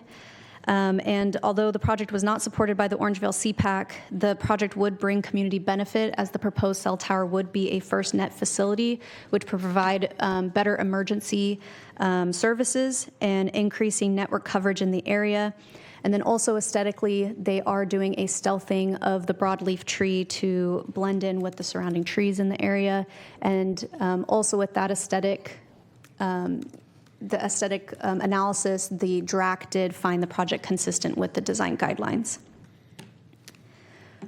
So staff is recommending the board take the following actions: approve the appeal overturning the Planning Commission's denial of the proposed project, determine that the environmental analysis prepared pursuant to the California Environmental Quality Act is adequate and complete, adopt the mitigation monitoring and reporting program, approve the use permit and special development permit subject to findings and conditions, and find the project in substantial compliance with the design guidelines, also subject to findings and conditions.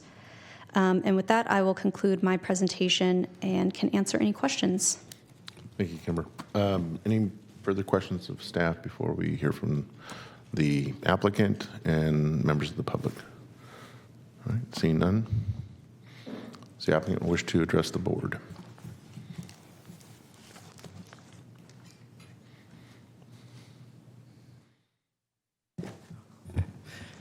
Good morning, supervisors. My name is Andrew Lisa with Epic Wireless Group, representing AT&T Mobility. I have been sworn. Thank you for the opportunity to speak here this morning and to address supervisors here on this topic.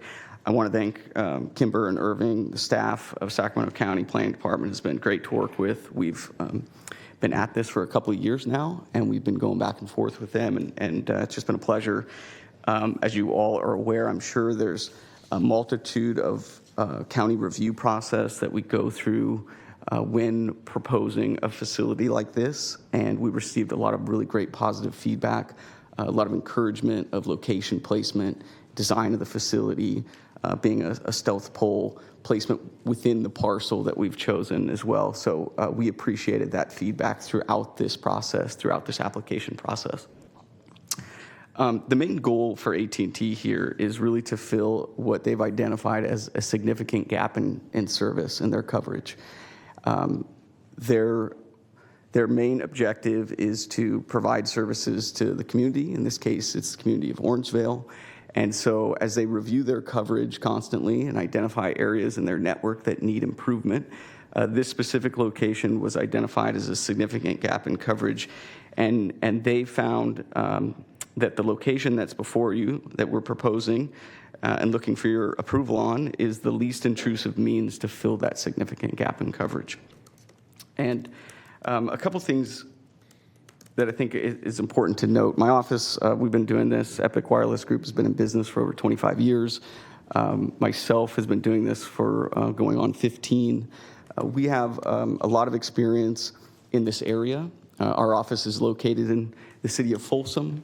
A lot of the folks in my office live in the city of Folsom. This is our community. This is right in our backyard. So in fact, I drive by this site a handful of days a week after I drop my kids off to school. So we're very familiar with the community. We're very familiar with how we're placing this and the visual impacts that it may have on the neighbors and the community at large.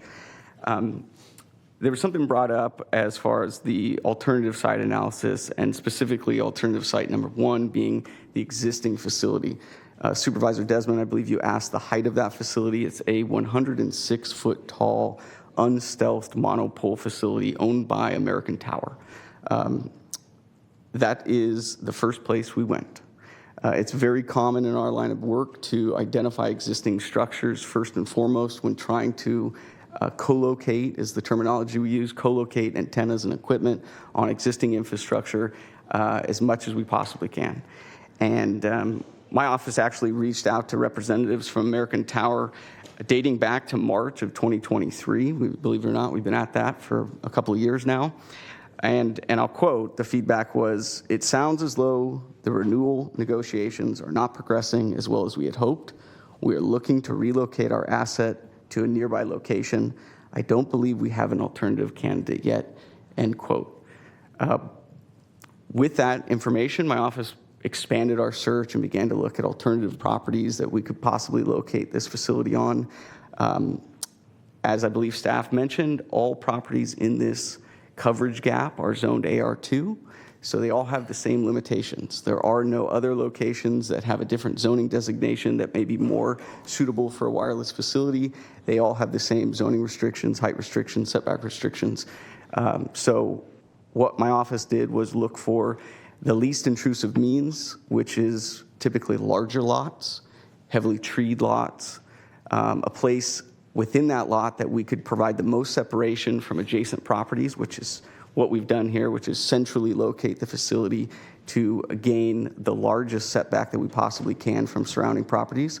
We identified a location within the lot to locate the facility adjacent to an existing 90-foot tall eucalyptus tree. And knowing that, we designed the facility to match. We tried to to utilize a tree species that is similar to that, a eucalyptus, faux eucalyptus or faux broadleaf tree design, is what we used in an effort to better blend it with the environment, as opposed to maybe a conical, pine, faux pine-looking tree or some other non-stealth design. We didn't stop with the initial communication with American Tower. We went back to American Tower just a year afterwards as our pursuits continued because we wanted to ensure we did our due diligence. And an email exchange dating April 2024, the feedback from American Tower representatives, and I quote, was, "We're likely going to relocate this site. I've reached out to the team that handles our relocations to see if they have an alternative location selected and timeline," end quote. We heard testimony at the Planning Commission hearing from the attorney that represents the property owner that the American Tower site is located on. In that testimony, he acknowledged that they have not secured a lease agreement with American Tower, that they are in fact still under negotiation, and that expires just next year, 2026. My office, again, prior to this hearing, reached out to American Tower and received feedback as early as yesterday, stating that they, to date, have not extended the lease agreement and are not in contract beyond 2026. So in an effort to represent AT&T and to fill their significant gap in coverage, which is, again, something they've been at for a couple of years now, we continue to pursue this application that's before you today in hopes that you'll support it and allow the community to receive benefit. In addition to identifying the American Tower location not having a lease extending beyond 2026 after multiple attempts, we also dug into how can we best serve the community and fill that significant gap in coverage. And working with AT&T representatives and their engineers, we identified that actually moving our site location further south was going to better fill that significant gap in coverage. So much so that it actually would serve a population approximately twice as large as the location that American Tower has their facility. And it also serves very specific community areas that are really beneficial. And I'll just name a few of them. But Our Lady Catholic Church would receive service from AT&T at the current location that it would not at the ATC location. New Beginnings Christian Church off Hickory Avenue. Carlton Senior Living facility, which is off of Oak Avenue. That's an assisted living and a memory care facility that's been in place since 1985. Oak View Community Elementary School, which houses approximately 426 students at the age of K through 5 grades. Lewis Pasture Middle School over off Elm Avenue. That's about 650 students between the grades of 6th and 8th. Orangeville Amphitheater, which is an outdoor amphitheater, as well as a disc park that's adjacent to that, would also benefit from the proposed location. And finally, approximately 76 homes dubbed Almond Acres, which is a medium-density residential development in that area, which, as I'm sure you're all familiar with, Orangeville doesn't have a lot of dense residential development, but in this specific area, it's approximately southwest of our proposed location, would receive improved service by the proposed location that would not receive the same coverage at the alternative one location. So just main points to make also, I think mentioned by staff, this is a FirstNet facility. It's a federally funded program that AT&T partners with local emergency responders to ensure they have a dedicated communication line so that in the event there's an emergency, what ends up happening is we have kind of an uptick in calls and data usage and people wanting to get communicating to either first responders or loved ones or whomever, and what it does is it puts a drag on the network. FirstNet sites have a dedicated channel for emergency first responders so that we can ensure communication stays open, first responders get there in time, and provide the services that we so desperately rely on them to. I think, aside from that, and I think I've made my point as to why we're where we're at and what we're trying to do, is I want to say that we really do make a strong effort to do this right and to do right by the community and to find the best location and to really design these. At the end of the day, it is a communications facility. We understand that. We understand that there's only so much we can do with concealment methods and design methods, but I just want to make sure that the supervisors recognize that we really take our job seriously and really do try to put our best foot forward and serve the community and do right by them. So with that, I'm happy to answer any questions you have, and I appreciate your time. We have a couple of supervisors in the queue here. I'm going to lead off here, though. Thank you for the presentation. Curious to understand from your perspective as a carrier, what has been your experience in other jurisdictions where there have been requirements for co-location? So as a matter of standard planning policy, anyone that wishes to expand their service, cover service gaps, first must exhaust. It's not a please do, it's you shall exhaust a look at co-locating. And if hypothetically, if everyone were operating under those same rules, my estimation is we wouldn't necessarily be here. So do you have any thoughts on that? I think as an industry standard, it's common practice to co-locate on existing facilities. And I'm not talking about practice. I'm talking about codification of it's a requirement. Either you're going to co-locate or you're not going to get approval. I think that there would probably be some case law that would be challenging for that to get codified and not be challenged by the wireless industry as a whole. I think in the event that co-location serves and fills that significant gap in coverage that they're looking to fill, then absolutely the industry practice is to co-locate. In the event it doesn't fill the significant gap in coverage that the carrier is obligated to identify and then has the right to be able to fill, I think you may be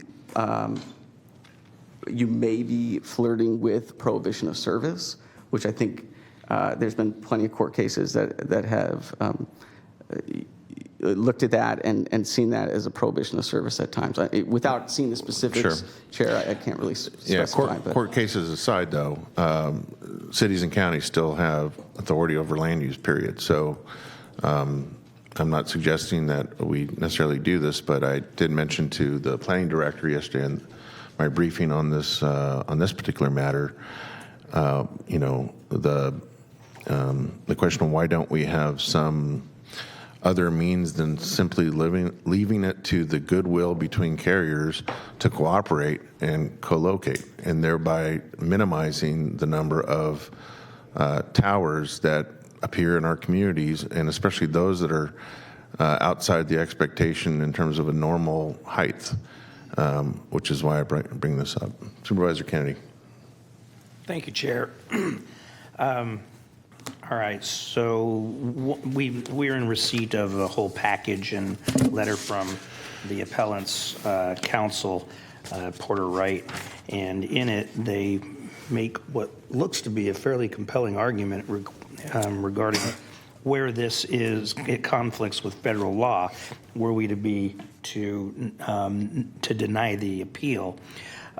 They state they quote, of course, the Telecommunications Act of 1996, City of Rancho Palos Verdes, City of Anacortes, and where it says, if you look, when a locality rejects a prima facie showing, it must show that there are some potential available and technologically feasible alternatives. My point is, without belaboring the legal argument too much to our counsel, I'd like to get your opinion on that argument that's been made here today. So I have not had an opportunity to review the correspondence that you are referring to. I did see an email last night that included updated coverage maps, but I will say that the Telecommunications Act and the case law is very clear about the limitations that local jurisdictions have as it pertains to these particular towers. I did communicate with our planning team when they drafted the staff report, and the information that is contained on pages 8 and 9 about the limitations are absolutely accurate. the county, even though it has land use authority, cannot impose a ban on telecommunication services, and it cannot impose restrictions that amount to a ban. We also must accommodate requests when providers are trying to fill a significant gap in coverage. We are limited as to the actions that we can take. Okay, so just because I enjoy pinning lawyers down in public, what I'm reading and hearing is that we put ourselves at some significant potential legal risk should we deny this appeal. I think that that is accurate. Thank you. Supervisor Desmond. Thank you, Mr. Chair, and I appreciate the discussion, and certainly, obviously, we don't take lightly any decision that might expose us to any kind of risk, but I'm still struggling with, all the places you listed. I think you listed the school, a theater, retirement home. I think you said that alternative, even if you were able to work something out with that other carrier and the property owners, renew that lease and then co-locate there, did you say that coverage would not be sufficient to cover all of those places, even though it's only a third of a mile away? Yeah, correct. I know it's the way the technology works, a lot of it's line of sight, a lot of it's impacted by trees and different topography and things. And so it does have, even though it seems relatively close, it does have a substantial impact, especially the corridor of Hazel Avenue. The congestion along Hazel Avenue, the amount of traffic that we see there, the amount of development that has occurred, especially with new churches and I think some planned schools and things in the area. The increase in volume that we're seeing really impacts the footprint that coverage can have. That's I excuse me for being a little bit questioning that, because it's flat. It's not like there's some trees, but there's not any other topography. Only a third of a mile away. It just is surprising to me. And I guess for staff, do we rely exclusively on the statements or information provided by the applicant when determining these coverage-related issues? Okay, I see Kimber nodding her head. So we don't. There is no independent body who can opine on, well, if they could co-locate at this tower that's only a third of a mile away, it would actually provide adequate coverage. That's what I'm. Okay. So we do rely on the applicant. Because it just seems to me that your issues with that other carrier and the landowner in terms of not having a lease, I understand it might be more difficult to nail that down. It all sounds like possible room for negotiations, hearing about it, but you're saying that even if you could co-locate, it would not provide the coverage we need. And I did chuckle a little bit when you mentioned that Epic Wireless here in Folsom, so this is right in your backyard. I think if this was literally in your backyard, you might have a little bit different perspective on the project, but appreciate your presentation. And I'm also very eager to hear the thoughts of the District 4 supervisor where this is proposed to be located. Thank you. Supervisor Rodriguez.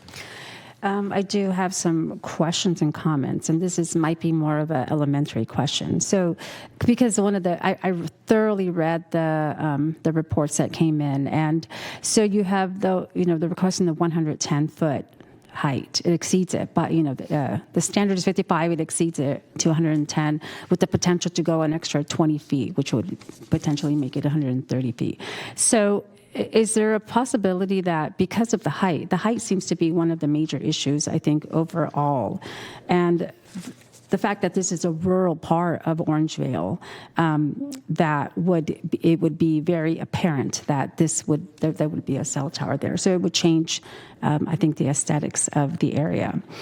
Is there a possibility, and this is where my elementary question comes in, to do two 55-foot towers that would cover the area? Because I get that coverage is important to the schools and the churches and the areas around there, but so that it does not exceed that 55-foot height limit? Yeah, I didn't look at doing two 55-foot towers in a general location. We are looking to fill it with the least intrusive means. And they're defining that as one facility to fill the significant gap in coverage rather than two. I do know it's common practice to seek deviations from that 55-foot height limit. My office has done it multiple times and worked with Sacramento County staff and received recommendations.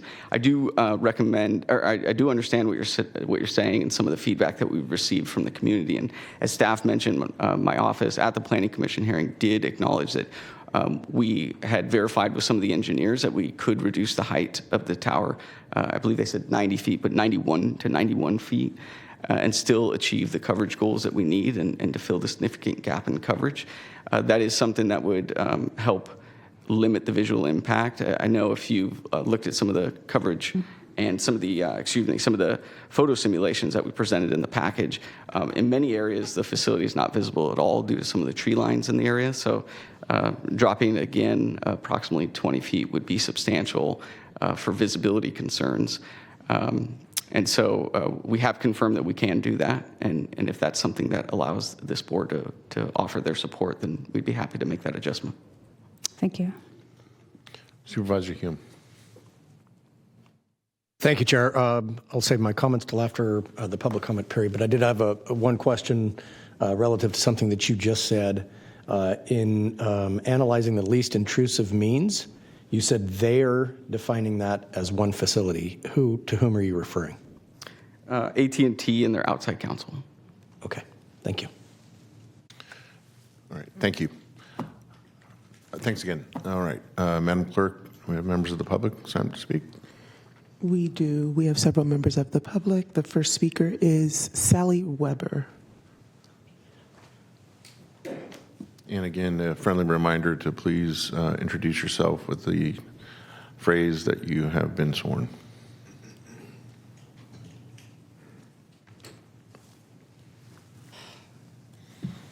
I am Sally Weber. I have been sworn. I live at 8951 Golden Gate Avenue. I am shocked because I am coming before you totally unprepared with what needs to be said. Yes, it would be too noisy because of the diesel, the generator. Yes. There is uncertainty about all the white papers that have been written about the frequency and all, whether that's healthy. The big thing, there are two big things. One is, doesn't look like anybody has been out there to look at it. My house, I abut it at the southeast corner and the northwest corner.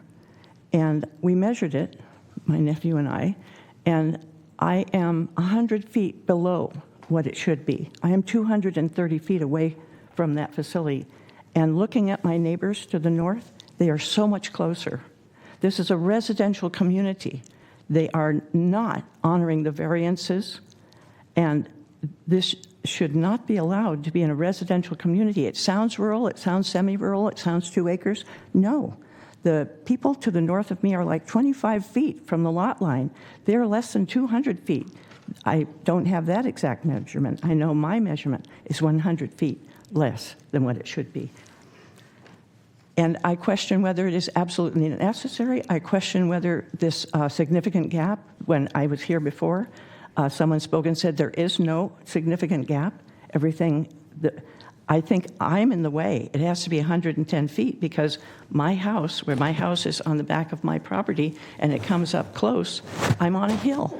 So to get over my hill and to reach the area, they have to get higher than my little rise in the property. The big thing that I'm hearing is that there now appears to be a significant risk for you to be legal. There's significant legal risk. I cannot believe that there is a federal law that would allow them to put this in my community. Do you mean that you're saying that you have to allow this to put in here because the federal law says that you have to? Can you this please has conclude? to be put in? I'm shocked. I'm asking you to continue to deny this. It doesn't belong in this area. And we live in a lovely, quiet area. Thank you so much. I'm sorry I went over, and thank you for your service. Thank you. Colin Coltrane. Colin Coltrane. Hi, I'm Colin Coltrane, and I have been sworn. I'm speaking today in support of Sally Weber's comments. Thank you for allowing me to be here. I am a state regulator and an environmental scientist. I'm very concerned about the special development permit for the following 3 reasons. 1, it is not minor. It proposes a setback which is much smaller than that normally required, and the proposed tower would be much closer than it should be to dwellings for such a tall tower. Number 2, I believe that there are likely to be negative impacts from the noise of the standby generator on residences at this close a distance. And number 3, I do not know what long-term health or other environmental impacts a tower of the proposed size might have on the immediate area without an adequate setback. I helped Sally measure and estimate the distances she reported in her statement, so I can confirm their accuracy. And I can personally attest that I have experienced no issues accessing emergency services around the location using existing cell towers. I urge you to deny this special development permit as too extreme and the tower unnecessary. Thank you. Thank you. Blake Starr.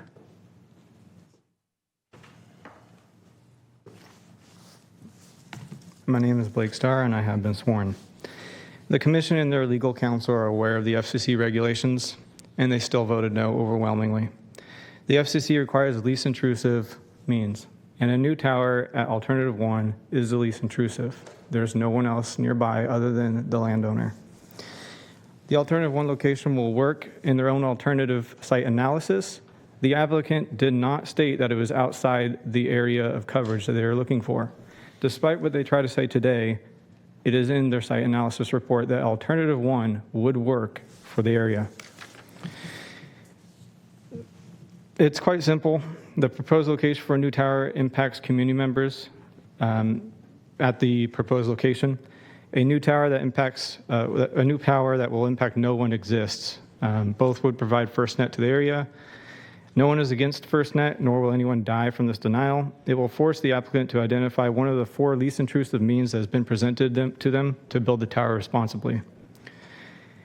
Don't be fooled by the 90-foot tower compromise. Under FCC regulations, they can do another 20% on top of that height without coming back to the county.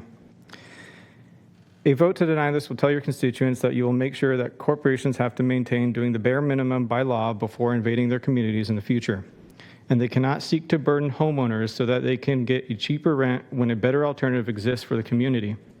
A vote for this project will tell companies that an alternative site analysis will no longer be required to take seriously, as you guys will just over-appeal the commission's, or your commission's recommendation, or denial actually.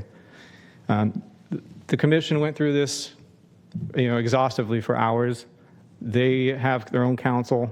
They know the FCC regulations, and they still voted to deny it, even though they don't deny these things. I don't know if you guys have ever seen an appeal from the commission denying a tower, but there's a reason why these don't come here often. Thank you. Thank you. The next speaker is Larry Starr.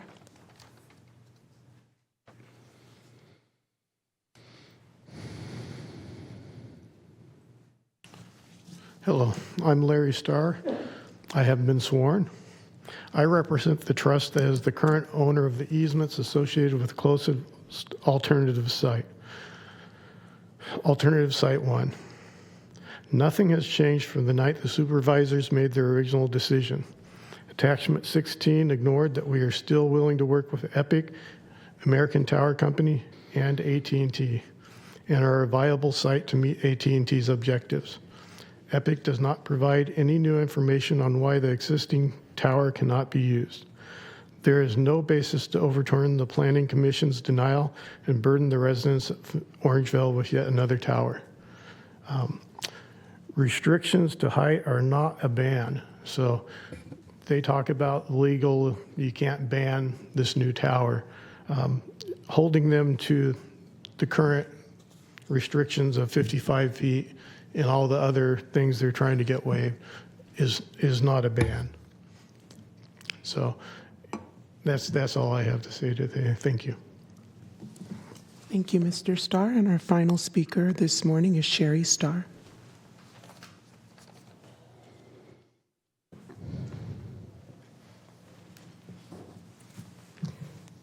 Hi, my name is Sherry Starr, and I have been sworn. I recommend denying this new tower. I believe that the current tower is a viable site. I own property on Peerless Avenue, and I do not want the community to have to deal with another tower. I have actually lived within close proximity to the existing tower, and those diesel generators are very loud. Thank you. Thank you. And that is all the comments that I have. Thank you, Madam Clerk. Supervisor Hume. Thank you, Chair. Let me begin by saying my wife will tell you I use this thing too much. So I am not anti-cell phone. I am not anti-cell tower. I am not anti-coverage. I don't believe in the research that I've done that a lot of the concerns that people who are opposed to such things throw out there as reasons to deny.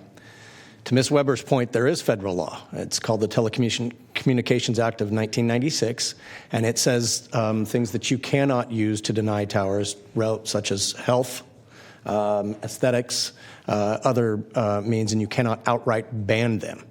That being said, I will respectfully disagree with County Council's opinion because we have taken this exact action previously on a proposed tower in District 5. And so my concern is that if we don't be consistent, then we are potentially opening ourselves up for risk. And I certainly don't want to create a case-by-case situation where now every tower that comes forward in District 5 is some sort of a popularity contest of whether or not it gets approved or gets denied. And so, as my District 2 colleague has been fond of saying this morning, words matter. And there are two things that in the staff report are within quotations, and that is significant gap and least intrusive means. I'm not arguing against significant gap. I think that the coverage maps that we've seen, that there does exist a significant gap that needs to be filled, and I would encourage the applicants to fill that. However, least intrusive means is a subjective determination that to this point, as admitted from the podium, has been determined according to AT&T. However, in the staff report, it says that the alternative sites comparison has been conducted, and that the site selected is the least intrusive of the sites considered. Not arguing that point. This may or may not be the least intrusive site. However, and here's what I am basing my position on this morning, the county has development standards relative to the height and relative to the setback. This is asking for a special development permit that would exceed that height and thereby not meet the required setback because of the height of the tower. And so if our code is too restrictive, then we should look at changing the code. As it stands, we have a code in place. This tower does not meet that code.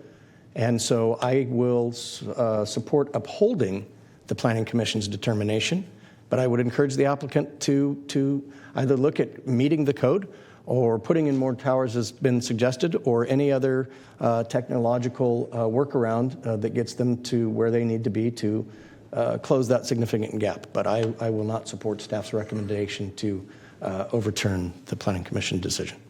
And I would make a motion therein. Good. Okay, been moved and seconded. Supervisor Rodriguez, do you have any comments? No comment. I could not have said it better than my colleague, Supervisor Hume. Okay, I'll just chime in real quick. I agree. I think Supervisor Hume was extremely articulate in his rationale for the position he holds. I share the position.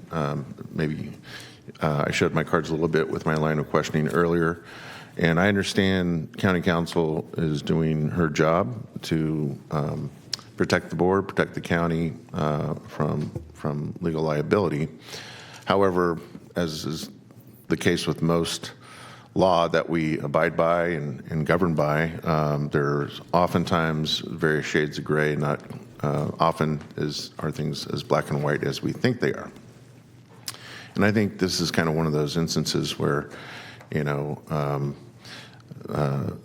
what constitutes a ban.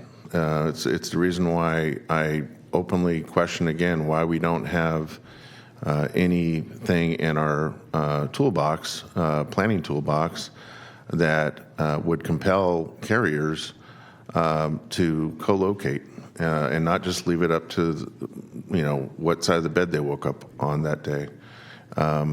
Because the last thing I want to see in my county is proliferation of, and I'll be honest, they're ugly, these ugly cell towers.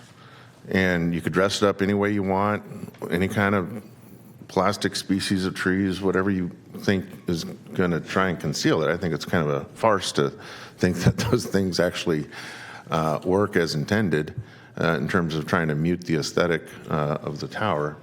But I got to believe we can do better. So I will be joining the maker of the motion and the seconder in upholding the Planning Commission's position. All right, we have a motion and a second on the floor. Please vote. And that item passes unanimously. All right, very good. Thank you. Thank you. Next item on the agenda is for the board to consider nominations. So we will be continuing to February 25th, 2025. Nominations for the Equal Employment Opportunity Advisory Committee, the Human Services Coordinating Council, Sacramento Environmental Commission, Public Health Advisory Board, and the Recreation and Park Commission. We'll also be continuing to March 11th, Carmichael Old Foothill Farms Community Planning Advisory Council, Cordova Community Planning Advisory Council, Developmental Disabilities Planning Advisory Council, Orangevale Community Planning Advisory Council, and the Sacramento County Mental Health Board.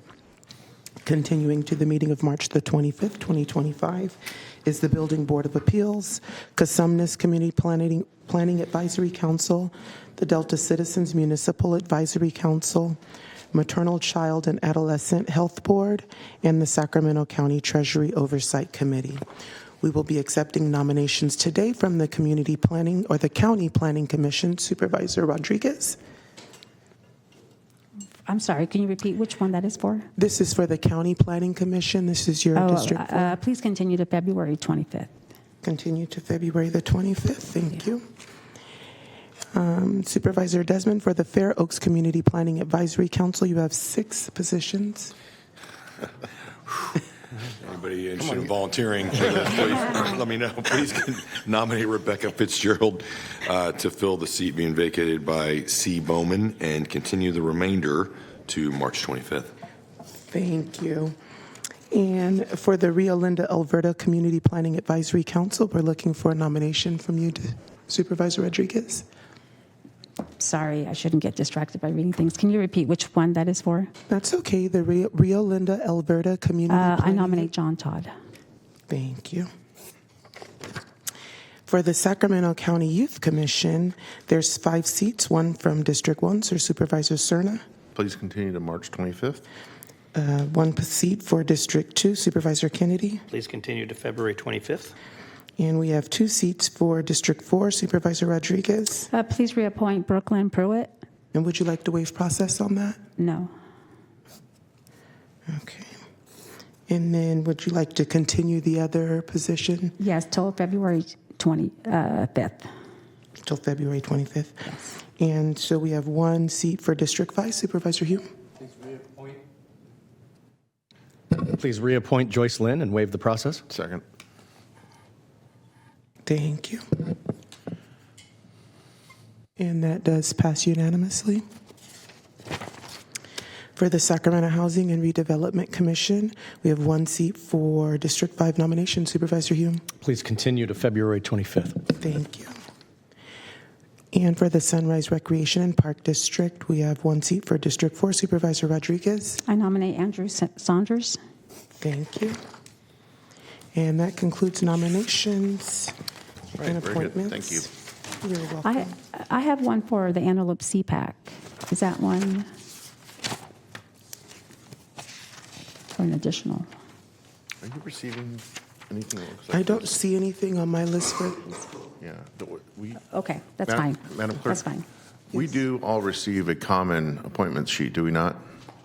You do receive, your staff receives vote sheets, and then they give them back to us, but they make different notes. Every district is a little different, but you do receive which boards we're nominating and appointing to. I would respectfully ask that maybe we consider making it a common looking,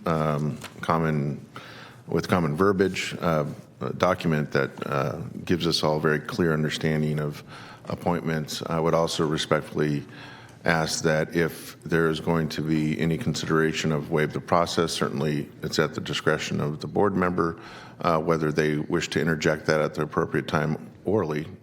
But I don't think it necessarily needs to be a question coming from the clerk. So, absolutely, we can do that. We can work with your chiefs of staff on that. Great, thank you. Mr. CEO. Thank you, Supervisor Cerna. No comments today. All right, very good. I'm going to try and get us out here before noon here. So I do have a comment. It's more just sharing general information. It's procedural information.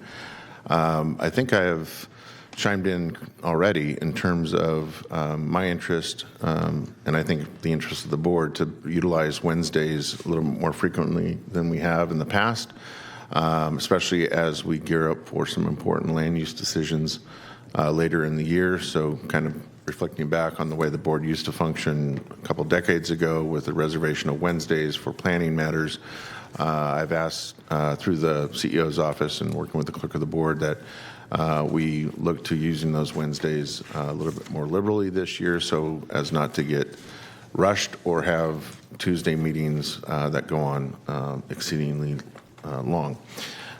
In addition to that, I've also been working with the CEO's office and the clerk of the board's office to find ways that we can run our meetings a little more efficiently, both in open session and closed session. I'll start with closed session first, but it's not lost on me that there have been many times where we are in closed session and we have our attorneys in waiting, we have their attorneys in waiting. We have folks that are professional people that, just to put it bluntly, cost the county a considerable amount of money on a billable hour basis. And as we all know, our respective conference rooms on the second floor and those on other floors, including the CEO's office and conference room, have the technology now that we can have those professional individuals join us remotely and perhaps at lower costs so that we don't get charged for in transit. So I've asked the CEO to give some thought to how we consider implementing that particular change to how we proceed with closed session. It also gives individuals the ability perhaps to be productive while they wait versus just holding down a chair in our waiting rooms.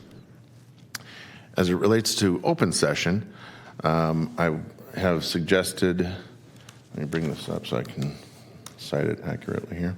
I have suggested that we consider moving some of the sections of our agenda around such that we don't leave those that are awaiting presentations a long wait in chambers until we get to the ceremonies that we are all fond of at the lectern, where we rightfully honor whether it's our employees that have years of service that we want to celebrate, or members of the community that are retiring, or Eagle Scouts, or whatever it may be. For too long, I've sat from this dais and looked out over the audience and watched people wait around for sometimes hours to be recognized. And some have actually been forced to leave because the delay was too long and we have to put it over.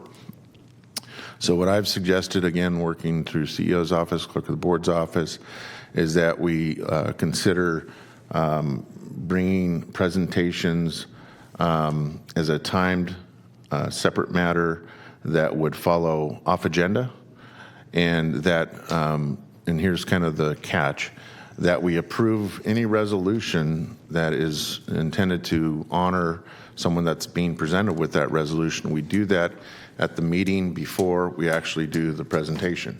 Therefore, we don't have to wait for consent to adopt the resolution to offer the resolution. So that way we can kind of go quicker. It also, if you recall, means that our staff who might be introducing someone that's being honored with a resolution, again, using the example of retirement or years of service, they don't have to wait around being unproductive, waiting in chambers. And so that is going to be more formalized in kind of a rollout of the schedule of open session meetings in the not too distant future. We hope to try it out maybe as early as first meeting in March.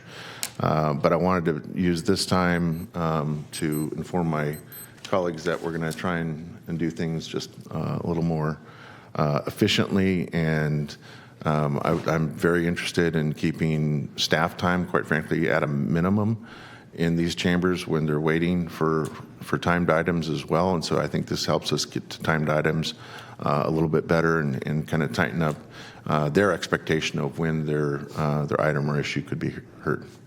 So I just wanted to offer that. Any others? I think that's a really good idea, just because anytime you increase efficiency, that's a positive thing. But even in my former council, we did presentations after business from the floor, and that seemed to flow very well. Yeah, I think the linchpin to making that successful is seeing how well we can get everyone used to the fact that the presentation of a resolution just won't happen at the same meeting that it's adopted at. So it's kind of putting a stagger on it so that we can get right to presentations. We don't have to wait for anything else to occur before we offer those presentations. I want to thank David and Nicole for their help with all of this. All right. If there is no further business before the board, we will stand adjourned, and we do have closed session on the second floor. Second.